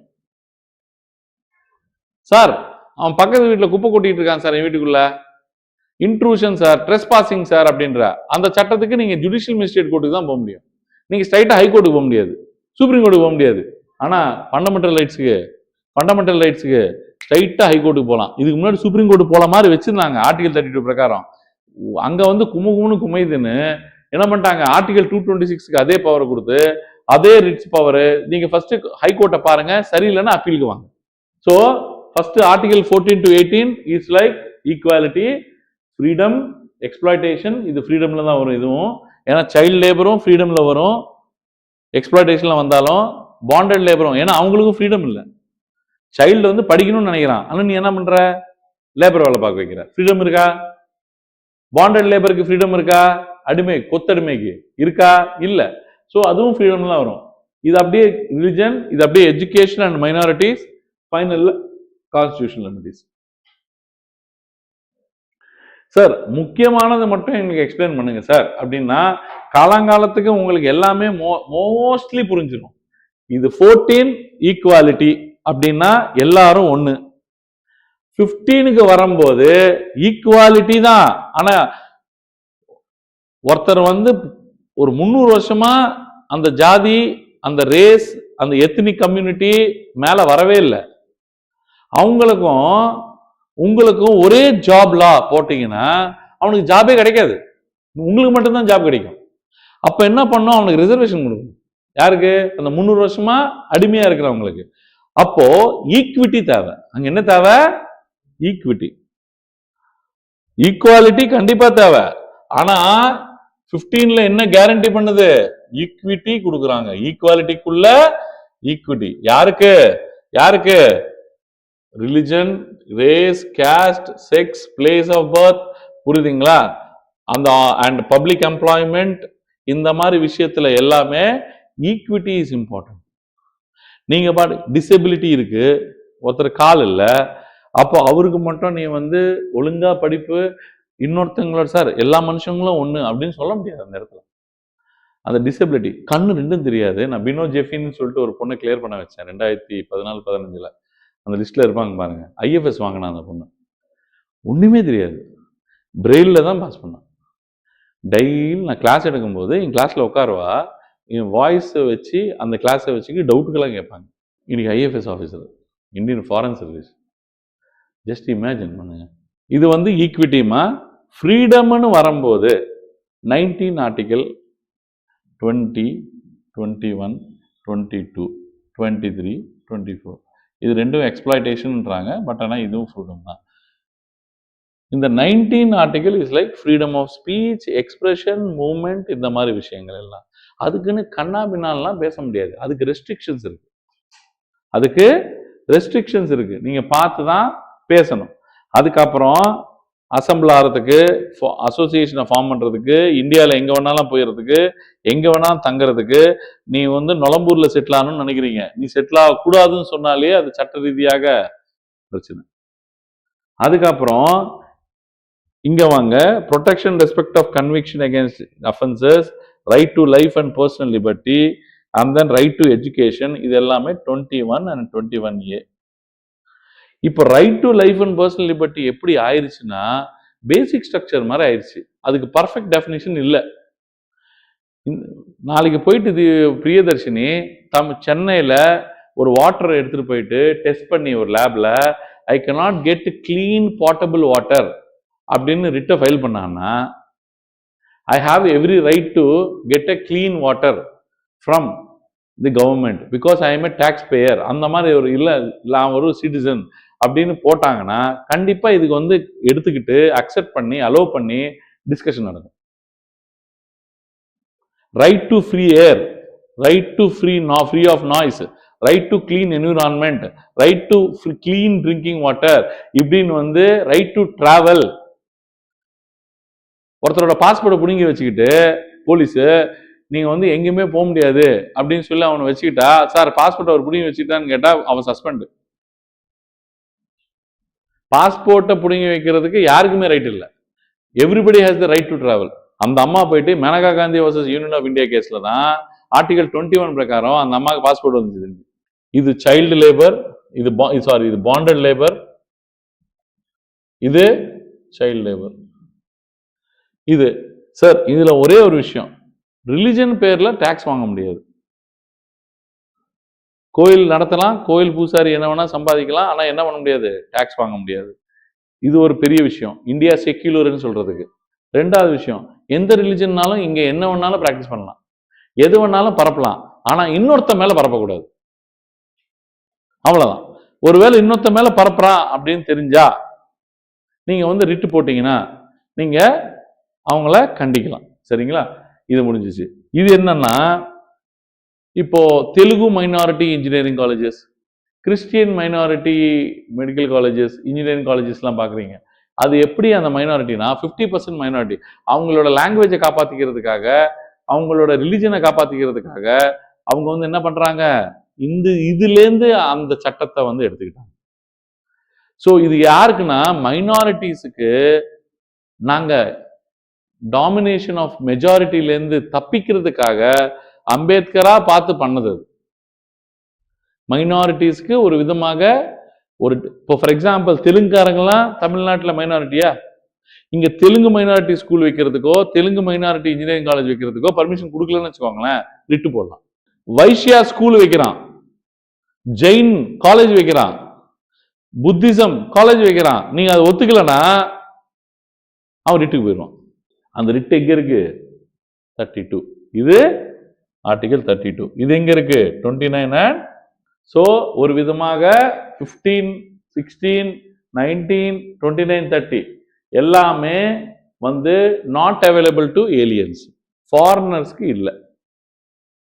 ஃபாரினர் இந்தியா வராரு டூரிசம்காக, இங்க ஏதோ ஒரு லீகல் ஸ்ட்ரகிள் ஒன்று ஃபேஸ் பண்றாரு, ரேசிசம் ஃபேஸ் பண்றாரு, புரியுதுங்களா? ஏதோ ஒரு பாகுபட்சத்தை பார்க்கறாரு, இன்னும் வேற மாதிரி பார்த்தாங்க, இன்னும் கொத்தடிமையா கொண்டு போய் உள்ள தூக்கி போட்டாங்க, இன்னும் கொத்தடிமையா கொண்டு போய் உள்ள போட்டாங்க. அப்ப அது யாருக்கு இருக்கு? ஒரு சின்ன பொண்ண சைல்ட் லேபரா ஒரு ஃபாரினரா எடுத்துட்டு போய் உள்ள தூக்கி போட்டாங்க. ஹியூமன் டிராபிகிங் பண்ணியிருக்காங்க. எது? ஃபாரினர்ஸ் இங்க வந்தா அவங்கள வந்து ஹியூமன் டிராபிகிங் பண்ணி செக்ஸ் ராக்கெட்ல இன்க்ளூட் பண்ணிட்டாங்க. இந்த மாதிரி ஒரு விஷயத்துக்கு எல்லாமே ரிட்டு எங்க போலாம்?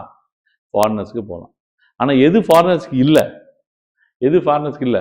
கண்டிப்பா இந்த ஈக்விட்டின்ற கான்செப்ட் அவங்களுக்கு வராது. Jobs, postings, reservation, employment, racism, ரேசிசம்னா அந்த அவங்களுக்கு ரேசிசம் இல்ல, நம்ம உள்ள இருக்கிற ட்ரைபல்ஸோட ethnic community, disadvantaged sections, vulnerable sections, புரியுதுங்களா? இது எல்லாமே அந்த ரிசர்வேஷன் எல்லாருக்குமே யாரு? இந்தியன்ஸ்க்கு மட்டும்தான். நீங்க ஃபாரின்ல இருந்து வந்தா ஒர்க் அவுட் ஆகாது. ஃப்ரீடம் ஆஃப் பிரஸ் அவங்களுக்கு கொடுத்தா என்ன ஆகும்? நாரி பேரும் இந்தியா. ஃப்ரீடம் ஆஃப் இந்தியா இந்தியன்ஸுக்கு கொடுத்தாலே நாரி கிடக்குது. இப்போ டைம்ஸ் ஆஃப் இந்தியா, இப்போ வந்து ஃபார் எக்ஸாம்பிள் ஹிந்து பேப்பர், இவங்க எல்லாருமே இந்தியன்ஸ். இது வந்து ஃபாரின் நியூஸ் பேப்பர் வந்து இங்க வந்து வரலாம், ஆனா யாரோட டைப்போல வரலாம்?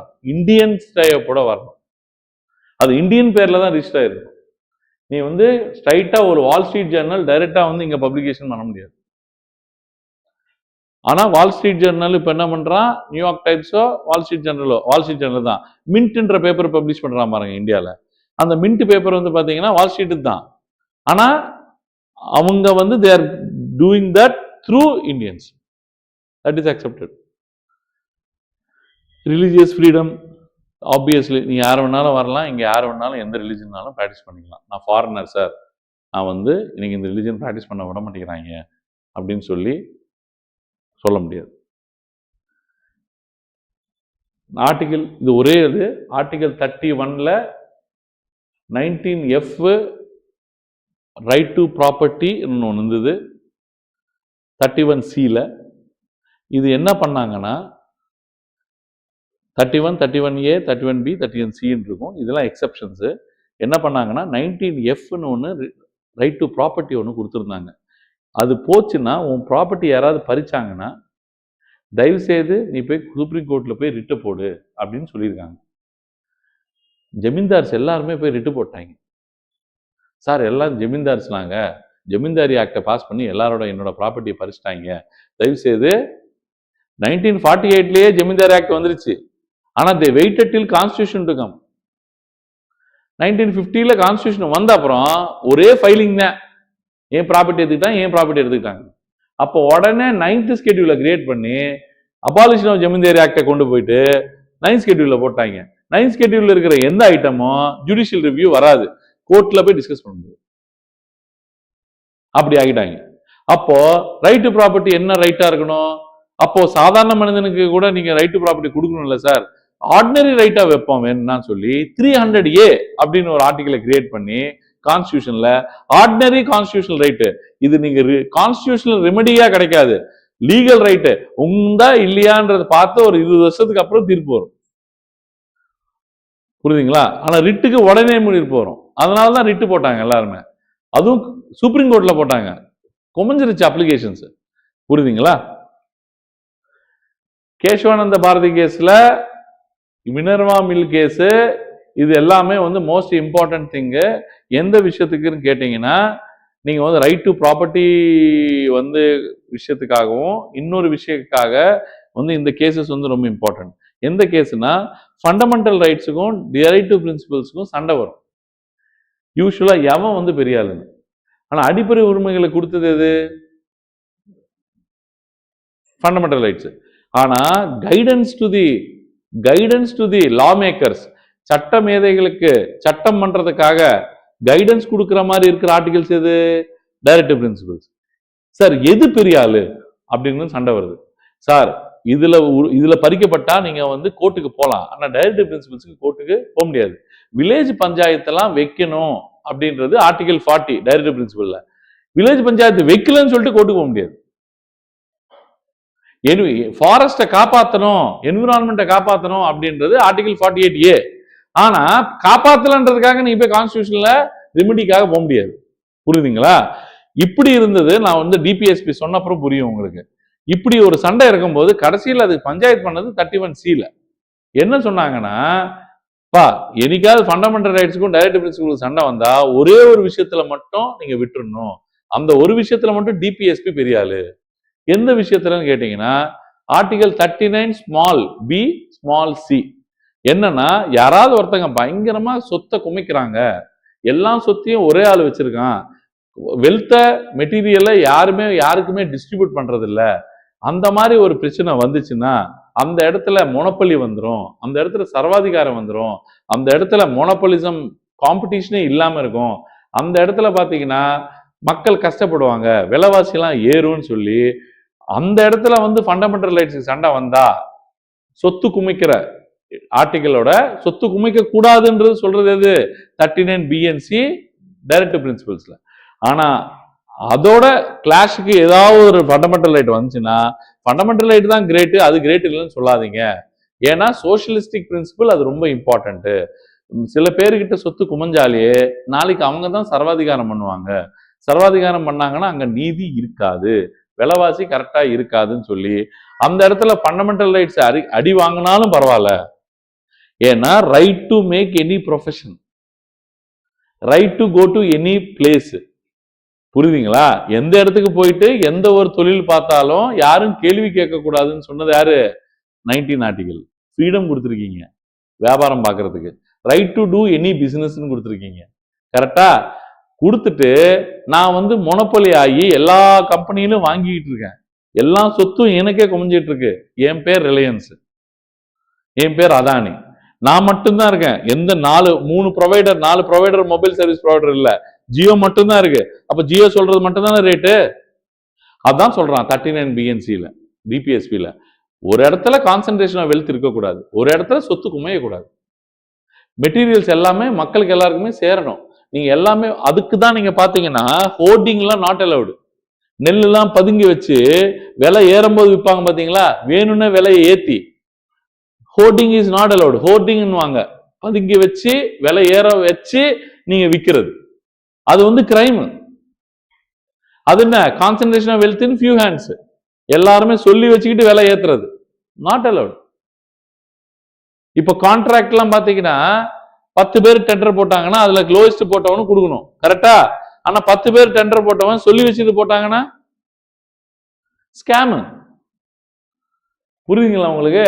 39 BNCல சார் எனக்கு ரிட்டு ஃப்ரீடம் இல்லை என்னோட வியாபாரம் பார்க்கறதுக்கு, என்ன வியாபாரம் பார்க்க விட முடிகிறாங்க, நான் வந்து எல்லா சொத்தையும் வாங்கணும்னு நினைக்கிறேன், அந்த ஏரியாவில் நான் தான் மொனப்பொலியா இருக்கணும்னு நினைக்கிறேன், அந்த பருப்பு இங்க வேகாதப்பா. இது India. 39 BNC is important. Your personal fundamental freedom is not important. உன்னோட அடிப்படை உரிமை நாட் இம்பார்ட்டன்ட். ஸோ 39 BNCயோட எந்த ஒரு ஃபண்டமெண்டல் ரைட்டு, இது வந்து டிபிஎஸ்பி. நான் நீட்டா எக்ஸ்பிளைன் பண்றேன் அடுத்த கிளாஸ்ல, இன்னும் நல்லா புரியும். இதோட கிளாஷ் வந்தா இவன் காலி, இவன் ஜெயிப்பான். மிச்ச எந்த டிபிஎஸ்பியோட சண்டை வந்தாலும் ஃபண்டமெண்டல் ரைட்ஸ் தான் ஜெயிக்கும். புரியுதுங்களா? இது ஒரு இம்பார்ட்டன்ட் கொஸ்டின், அதனால வந்து அவ்வளவு நேரம் சொல்லியிருக்கான் உங்களுக்கு.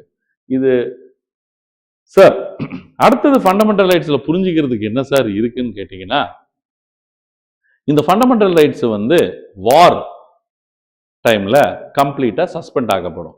அது எதுல சார் சொல்லப்பட்டிருக்குன்னா 358 அண்ட் 359. எங்க எங்க எமர்ஜென்சில. வார் டைம்ல மொத்தமாக வாரோ எக்ஸ்டர்னல் அக்ரஷனோ அந்த மாதிரி ஒரு சிச்சுவேஷன் வந்தா, நேஷனல் எமர்ஜென்சி வந்தா, பர்டிகுலர்லி ஆர்டிகல் 352 பிரகாரம் நேஷனல் எமர்ஜென்சி வந்தா உங்களோட எல்லா ஃபண்டமெண்டல் ரைட்ஸும் பறிக்கப்படும். ஆனா 20 and 21 மட்டும் பறிக்கப்படாது. 20னா நான் தான் தப்பு பண்ணேன், என்ன தூக்குல போடுங்க அப்படின்னு சொல்லி அவனே போய் வாக்குமூலம் கொடுக்குது. செல்ஃப் இன்கிரிமினேஷன், டபுள் ஜியோபாடி, ஒரு தப்புக்கே 2 வாட்டி வந்து தூக்கு போடுறது. இதெல்லாம் எதுல இருக்கு? ஆர்டிகல் 20ல இருக்கு. 21 என்ன சொன்ன? Right to liberty and personal liberty and freedom. கரெக்டா? அதுவும் யாராலையும் பறிக்க முடியாது. புரியுதுங்களா? வார் நடக்குதுன்றதுனால நல்ல தண்ணி கொடுக்காம இருக்கக்கூடாது. வார் நடக்குதுன்றதுக்காக அவனை டிராவல் பண்ணாம நீ இங்க இருந்து அவன் பக்கத்து வீட்டுக்கு போறதுனால போக கூடாதுன்னு சொல்லக்கூடாது. புரியுதுங்களா? வார் நடக்கிறதுக்காக அவனுக்கு வந்து கெட்டு போன சாப்பாடு கொடுக்க கூடாது. புரியுதுங்களா உங்களுக்கு? இது எல்லாமே யார் பாத்துக்கணும்? கவர்மெண்ட் பாத்துக்கணும். ஸோ ஆர்டிகல் 20 and 21 மட்டும் நீங்க வந்து சஸ்பெண்டே பண்ண முடியாது. ஃபர்ஸ்ட் இமிடியேட்டா சஸ்பெண்ட் ஆகுறது என்னன்னு பாத்தீங்கன்னா 19. ஏன்னா எதை பத்தியும் பேசக்கூடாது. வார் நடக்கும்போது மீடியாவுக்கு பேசாம இருக்கணும். ஆனா ஆனா எப்போ ஆட்டோமேட்டிக்கா சஸ்பெண்ட் ஆகாதுன்னு பாத்தீங்கன்னா ஆர்ம்டு ரெபிலியன். 352ல ஆர்ம்டு ரெபிலியன் ஒரு வார்த்தை இருக்கும். இன்டர்னல் டிஸ்டர்பன்ஸ் எடுத்துட்டு ஆர்ம்டு ரெபிலியன், அப்போ ஆட்டோமேட்டிக்கா சஸ்பெண்ட் ஆகாது. இன்னொரு வாட்டியும் ஆகாது. ஆர்டிகல் 356 பிரசிடென்ட்ஸ் ரூல் கொடுக்கும்போது, பிரசிடென்ட்ஸ் ரூல்னா என்ன? ஒரு ஸ்டேட்ல ஆளுநர் ஆட்சி வரும், கரெக்டா? அது பிரசிடென்ட்ஸ் ரூல்னு சொல்லுவாங்க. அப்பவும் ஆட்டோமேட்டிக்கா ஃபண்டமெண்டல் ரைட் சஸ்பெண்ட் ஆகாது. சார் ஏன் சார் இது வந்து அங்க சொன்னா நல்லா இருக்கும்ல சார்? அப்படி இல்லை, நான் இங்கேயும் சொல்லுவேன், அங்க போகும்போது அங்கேயும் சொல்லுவேன், 2 வாட்டியும் சொல்லுவேன். இப்போ உங்களுக்கு பாதி புரியலனாலும் சரி, அட்லீஸ்ட் ஏதோ ஒன்று சஸ்பெண்ட் ஆகுதுன்னா சொல்றாரு. ஃபண்டமெண்டல் ரைட்ஸ் ஏதோ ஒரு டைம்ல சஸ்பெண்ட் ஆகுதுன்னு சொல்றாரு, எமர்ஜென்சினாவது சொன்னாரு அப்படின்னு சொல்லிட்டு அந்த காதுல கேட்டுக்கிட்டே இருந்தாலேயே எனக்கு போதுமானது. இதுதான் எக்ஸப்ஷன்ஸ். சில சட்டங்களுக்காக எது? எஸ்டேட்ஸ். இதுதான் ரைட் டு ப்ராப்பர்ட்டி. என்னாச்சு? கான்ஸ்டிடியூஷனல் ரைட் ஆச்சு. புரியுதுங்களா? சில எஸ்டேட்ஸுக்கு ப்ராப்பர்ட்டிக்கு சம்பந்தப்பட்டு ஏதாவது ஒன்று பண்ணணும்னா எக்ஸப்ஷன் இருக்கு. நீங்க வந்து அதுக்கெல்லாம் போக முடியாது கேட்டு. இன்னொன்னு, சில ஆக்ட்ஸ் சில ரெகுலேஷன்ஸுக்காக ஃபண்டமெண்டல் ரைட்ஸை காம்ப்ரமைஸ் பண்ணலாம். சில ரைட் அது அப்பப்போ அந்தந்த சட்டத்தில் எழுதியிருப்பாங்க. சில சட்டங்கள் வருதுன்னா இந்த இடத்துல ஃபண்டமெண்டல் ரைட்டை பத்தி பேச முடியாது அப்படின்னு எழுதியிருப்பாங்க. அடுத்தது டைரக்டிவ் பிரின்சிபிள்ஸ் சில காப்பாற்றுறதுக்காக எது? 39B and 39C. இதை காப்பாற்றுறதுக்காக ஆர்டிகல் 31C பிரகாரம் நீ வந்து ஃபண்டமெண்டல் ரைட்ஸ் அங்க வேலை செய்யாது. இது எல்லாமே எங்கெங்கெல்லாம் ஃபண்டமெண்டல் ரைட்ஸ் வேலை செய்யாதுன்னு சொல்றது எக்ஸப்ஷன்ஸ். சரிங்களா? 33 பார்லிமெண்ட் என்ன சொன்னதோ ஆர்ம்டு ஃபோர்ஸஸ் அதான் கேட்கணும். எனக்கு கரெக்டா நாகாலாந்துல பிரச்சனை, ஏன்னா மியான்மர்ல இருந்து நிறைய பேர் உள்ள வராங்க தீவிரவாதிகன்னு. சார் இங்க ஊர்ல திருவிழா சார், எனக்கு ஒரு 2 வாரம் லீவ் வேணும் சார். யாரும் கேட்கக்கூடாது. எனக்கு அடிப்படை உரிமை சார், என் லீவு என்னோட அடிப்படை உரிமை அப்படின்னு யார் கேட்க முடியாது? பாராமிலிட்டரி ஃபோர்ஸஸ் கேட்க முடியாது. அதனால தான் அவங்க வாழ்க்கை இந்த நாட்டுக்கு அர்ப்பணிப்பு. அதனால தான் அவங்கள நம்ம ரொம்ப ப்ரௌடாக பார்க்கறது. அவங்களுக்கு ஆப்படிச்சது எது? எந்த விதம் பார்லமெண்ட் சொல்றது தான் அவனுக்கு அடிப்படை உரிமை. தனியா அடிப்படை உரிமைன்னு அவனுக்கு எதுவுமே இல்லை. புரியல? புரியுதா? ரைட் டு மூவ்னு ஒன்று இருக்கு சார். நான் எங்க வேணாலும் மூவ் பண்ணலாம் சார். இன்னைக்கு நான் நாகாலாண்டில் இருக்க மாட்டேன் சார், என்னை தூக்கி காஷ்மீர்ல போடுங்க சார்னா போட மாட்டாங்க. தம்பி, பார்லமெண்ட் சொல்றது தான் நீ கேட்கணும். Fundamental rights constitution does not have any thing to do with you. புரியுதுங்களா? அதுக்கப்புறம் மார்ஷல் லா சோல்ஜர்ஸ், எது? அது பாராமிலிட்டரி ஃபோர்ஸஸ்க்கு. இது martial law for soldiers with in the military. அது பாராமிலிட்டரி, சிஆர்பிஎஃப், சிஏபிஎஃப், சிஏஎஸ்எஃப் அதெல்லாம். இது ஸ்ட்ரைட் எஃப், ஆர்ம்டு ஃபோர்ஸஸ். இது நேஷனல் எமர்ஜென்சில நான் சொல்லிட்டேன், சஸ்பென்ஷன். இது நான் ஆல்ரெடி சொன்னதுதான். ஆர்டிகல் 19 ஆட்டோமேட்டிக்கா சஸ்பெண்ட் ஆயிரும். அதுல எங்க இருக்கு? 358ல. 359ல என்ன இருக்கு? 20யும் 21ம் தவிர மிச்சம் எல்லாமே ஆட்டோமேட்டிக்கா சஸ்பெண்ட் ஆயிரும். இதுதான் திரும்பி 10,000 வாட்டி சொல்லுவேன், லாஸ்ட் வரைக்கும் சொல்லிட்டே இருப்பேன். எமர்ஜென்சி வந்தாலும் திரும்பி சொல்லிட்டே இருப்பேன். புரியுதுங்களா உங்களுக்கு? இதுதான் உங்களுக்கு ரொம்ப இம்பார்ட்டன்ட். சரிங்களா? இதெல்லாம் இன்சூரன்ஸ்க்காக எடுத்து போட்டது. ஆர்டிகல் 13 ஜுடிஷியல் ரிவ்யூன்னு சொல்லுவாங்க. சார், ஜுடிஷியல் ரிவ்யூன்ற வார்த்தை அங்க இருக்கா சார்? இல்ல. அவங்களுக்கு இவங்களா எடுத்துக்கிட்டாங்க. யாரு? ஜுடிஷியரியா அதை எடுத்துக்கிட்டாங்க. அவங்க பவர்ஃபுல் ஆறதுக்கு. என்னன்னா, ஏதாவது ஒரு சட்டம் ஃபண்டமெண்டல் ரைட்ஸை கிராஸ் பண்ற மாதிரி இருந்தா அந்த சட்டத்தை இன்வேலிட் ஆக்கிறீங்க அப்படின்ற வார்த்தை தான் இங்க இருக்கு. அது unconstitutional, ultra vires of the constitution சொல்லிட்டாங்க. அதுல இருந்து என்ன பண்றாங்க? நாங்க தானே கார்டியனு, நாங்க தான் பார்ப்போம் எந்த ஃபண்டமெண்டல் ரைட்டு எதை கிராஸ் பண்ணுதுன்னு. இது பேரு ஜுடிஷியல் ரிவ்யூ அப்படின்ட்டாங்க. சரி, அதோட விட்டுருவாங்களான்னு பார்த்தா ஃபண்டமெண்டல் ரைட்ல கையை வைக்க ஆரம்பிச்சவங்க டோட்டல் கான்ஸ்டிடியூஷனுக்கு கை வைக்க ஆரம்பிச்சிட்டாங்க. எப்படின்னா, சார் எதுவா இருந்தாலும் இது ஃபண்டமெண்டல் ரைட்டு கனெக்ட் ஆச்சு சார். அந்த ஃபண்டமெண்டல் ரைட்ல இருந்து ஆர்டிகல் 13 சார். இப்போ நீங்க சாதாரணமா எந்த விஷயத்தை பத்தி பேசினாலும், இப்போ உங்களை ஓட்டு போட உள்ள, அது ஃபண்டமெண்டல் ரைட்ஸ்குள்ள இருக்கா? இல்ல. ஆனா ஓட்டு போட விடாம இருக்கிறது அது basic right of the constitutional right of the இது சார். அப்போ பேசிக் ரைட் ஓட்ட போட உள்ளனா அவனோட அடிப்படை உரிமையே போயிடுச்சு சார், டெமோக்ரஸியோட ஃபண்டமெண்டல் பிரின்சிபலே போயிடுச்சு சார் அப்படின்னு சொல்லி அது ஃபண்டமெண்டல் ரைட்ஸ் கனெக்ட் பண்ணிட்டு அப்படியே ஜுடிஷியல் ரிவ்யூக்கு வந்துருவான்.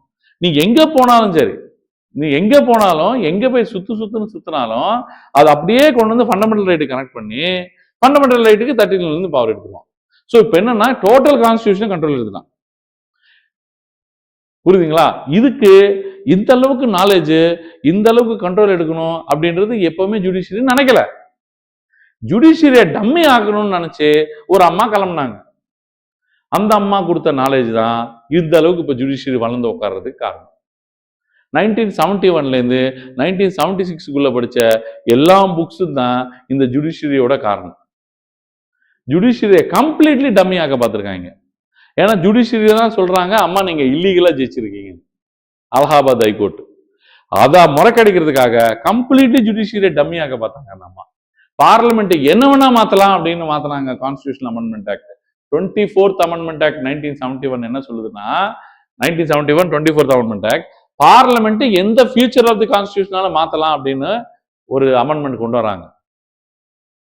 அது எல்லாமே கொண்டு வந்து பாத்தீங்கன்னா கேசவானந்த பாரதி கேஸ் 1973ல உடைக்கிறாங்க. உடைச்சு கான்ஸ்டிடியூஷன்ல பேசிக் ஸ்ட்ரக்சர் ஒன்று இருக்கு, அதை நாங்க சொல்றதுதான் நீங்க என்ன சொல்றதுன்னு சொல்லி முடிச்சுட்டாங்க.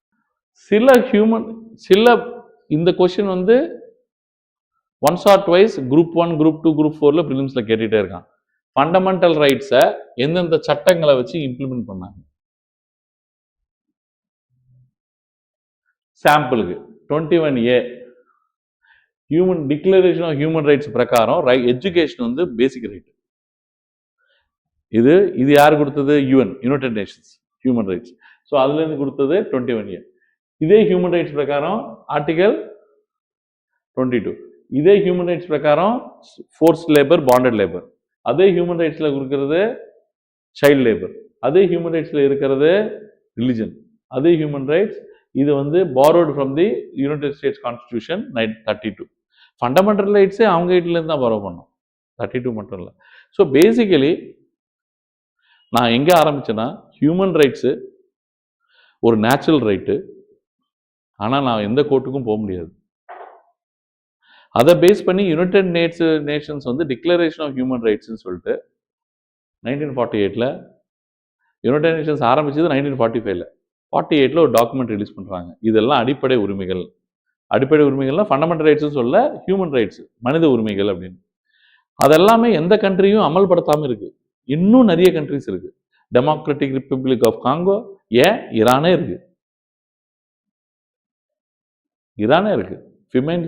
ஃபிமேல்ஸை விட்டாங்களாமா? செக்யூலரிசமே இல்லையாங்க. ரிலிஜனை ஈஸியாக ப்ராக்டிஸ் பண்ண முடியாது. நான் ஒரு ஹிந்து, ஒரு கோயிலை கட்டி ப்ராக்டிஸ் பண்ண முடியாதாங்க. புரியுதுங்களா உங்களுக்கு? ஆனால் ஃபாரினர் வந்து இங்கே ஒரு கோயில் கட்டி, சர்ச்சு கட்டி இங்கே ப்ராக்டிஸ் பண்ணலாம். புரியுதுங்களா? ஸோ ஹியூமன் ரைட்ஸை பக்காவாக நம்ம ஃபண்டமெண்டல் ரைட்ஸு அழகாக நிரப்பியிருக்கு. நம்ம சட்டங்களும் நிரப்பியிருக்கு, ஃபண்டமெண்டல் ரைட்ஸும் நிரப்பியிருக்கு. அழகாக உட்காந்து 1948 இந்த டாக்குமெண்ட்டை ரிலீஸ் ஆனோடனே ஃபர்ஸ்ட் எடுத்து படிச்சது நம்ம அம்பேத்கராக தான் இருக்கும். ஏன்னா கான்ஸ்டியூண்ட் அசம்பிளி போயிட்டு இருக்கு. வந்த உடனே அழகா வச்சு யூஎஸ் கான்ஸ்டியூஷன் எடுத்து வச்சுக்கிட்டாரு, இதுவும் எடுத்து வச்சுக்கிட்டாரு. அழகா வச்சு நீட்டா கட்டம் போட்டு எல்லாத்தையும் இம்ப்ளிமெண்ட் பண்ணிட்டாரு. ஏன்னா அம்பேத்கருக்கு மேல ஹியூமன் ரைட்ஸை பத்தி யாருக்கு தெரியும்? 3 ரவுண்ட் டேபிள் கான்ஃபரன்ஸ் அட்டன் பண்ணது எஸ்சி எஸ்டிக்கு கம்யூனல் எலக்ட்ரேட் வாங்குறதுக்காக, செப்பரேட் எலக்ட்ரேட் வாங்குறதுக்காக. அப்புறம் வேற வழி இல்லாம பூனா பேக்டை சைன் பண்ணி காந்திஜி சத்தியாகிரகம் போறதுனால சரின்னு சொல்லிட்டு ரிசர்வேஷன் ஒத்துக்கிட்டாரு கடைசியில. புரியுதுங்களா? டிப்ரைவ்டு கிளாஸஸ்க்கு ஹியூமன் ரைட்ஸுக்கு அதுக்கு மேல ஒரு அம்பாசிடர் உலகத்துல பிறக்கவும் மாட்டான். எனக்கு தெரிஞ்சு ஒரு 2 பர்சனாலிட்டிஸ் இருக்காங்க உலகத்துல, Martin Luther King junior and doctor B R. Ambedkar. இவங்க 2 பேர் தான் எனக்கு தெரிஞ்சு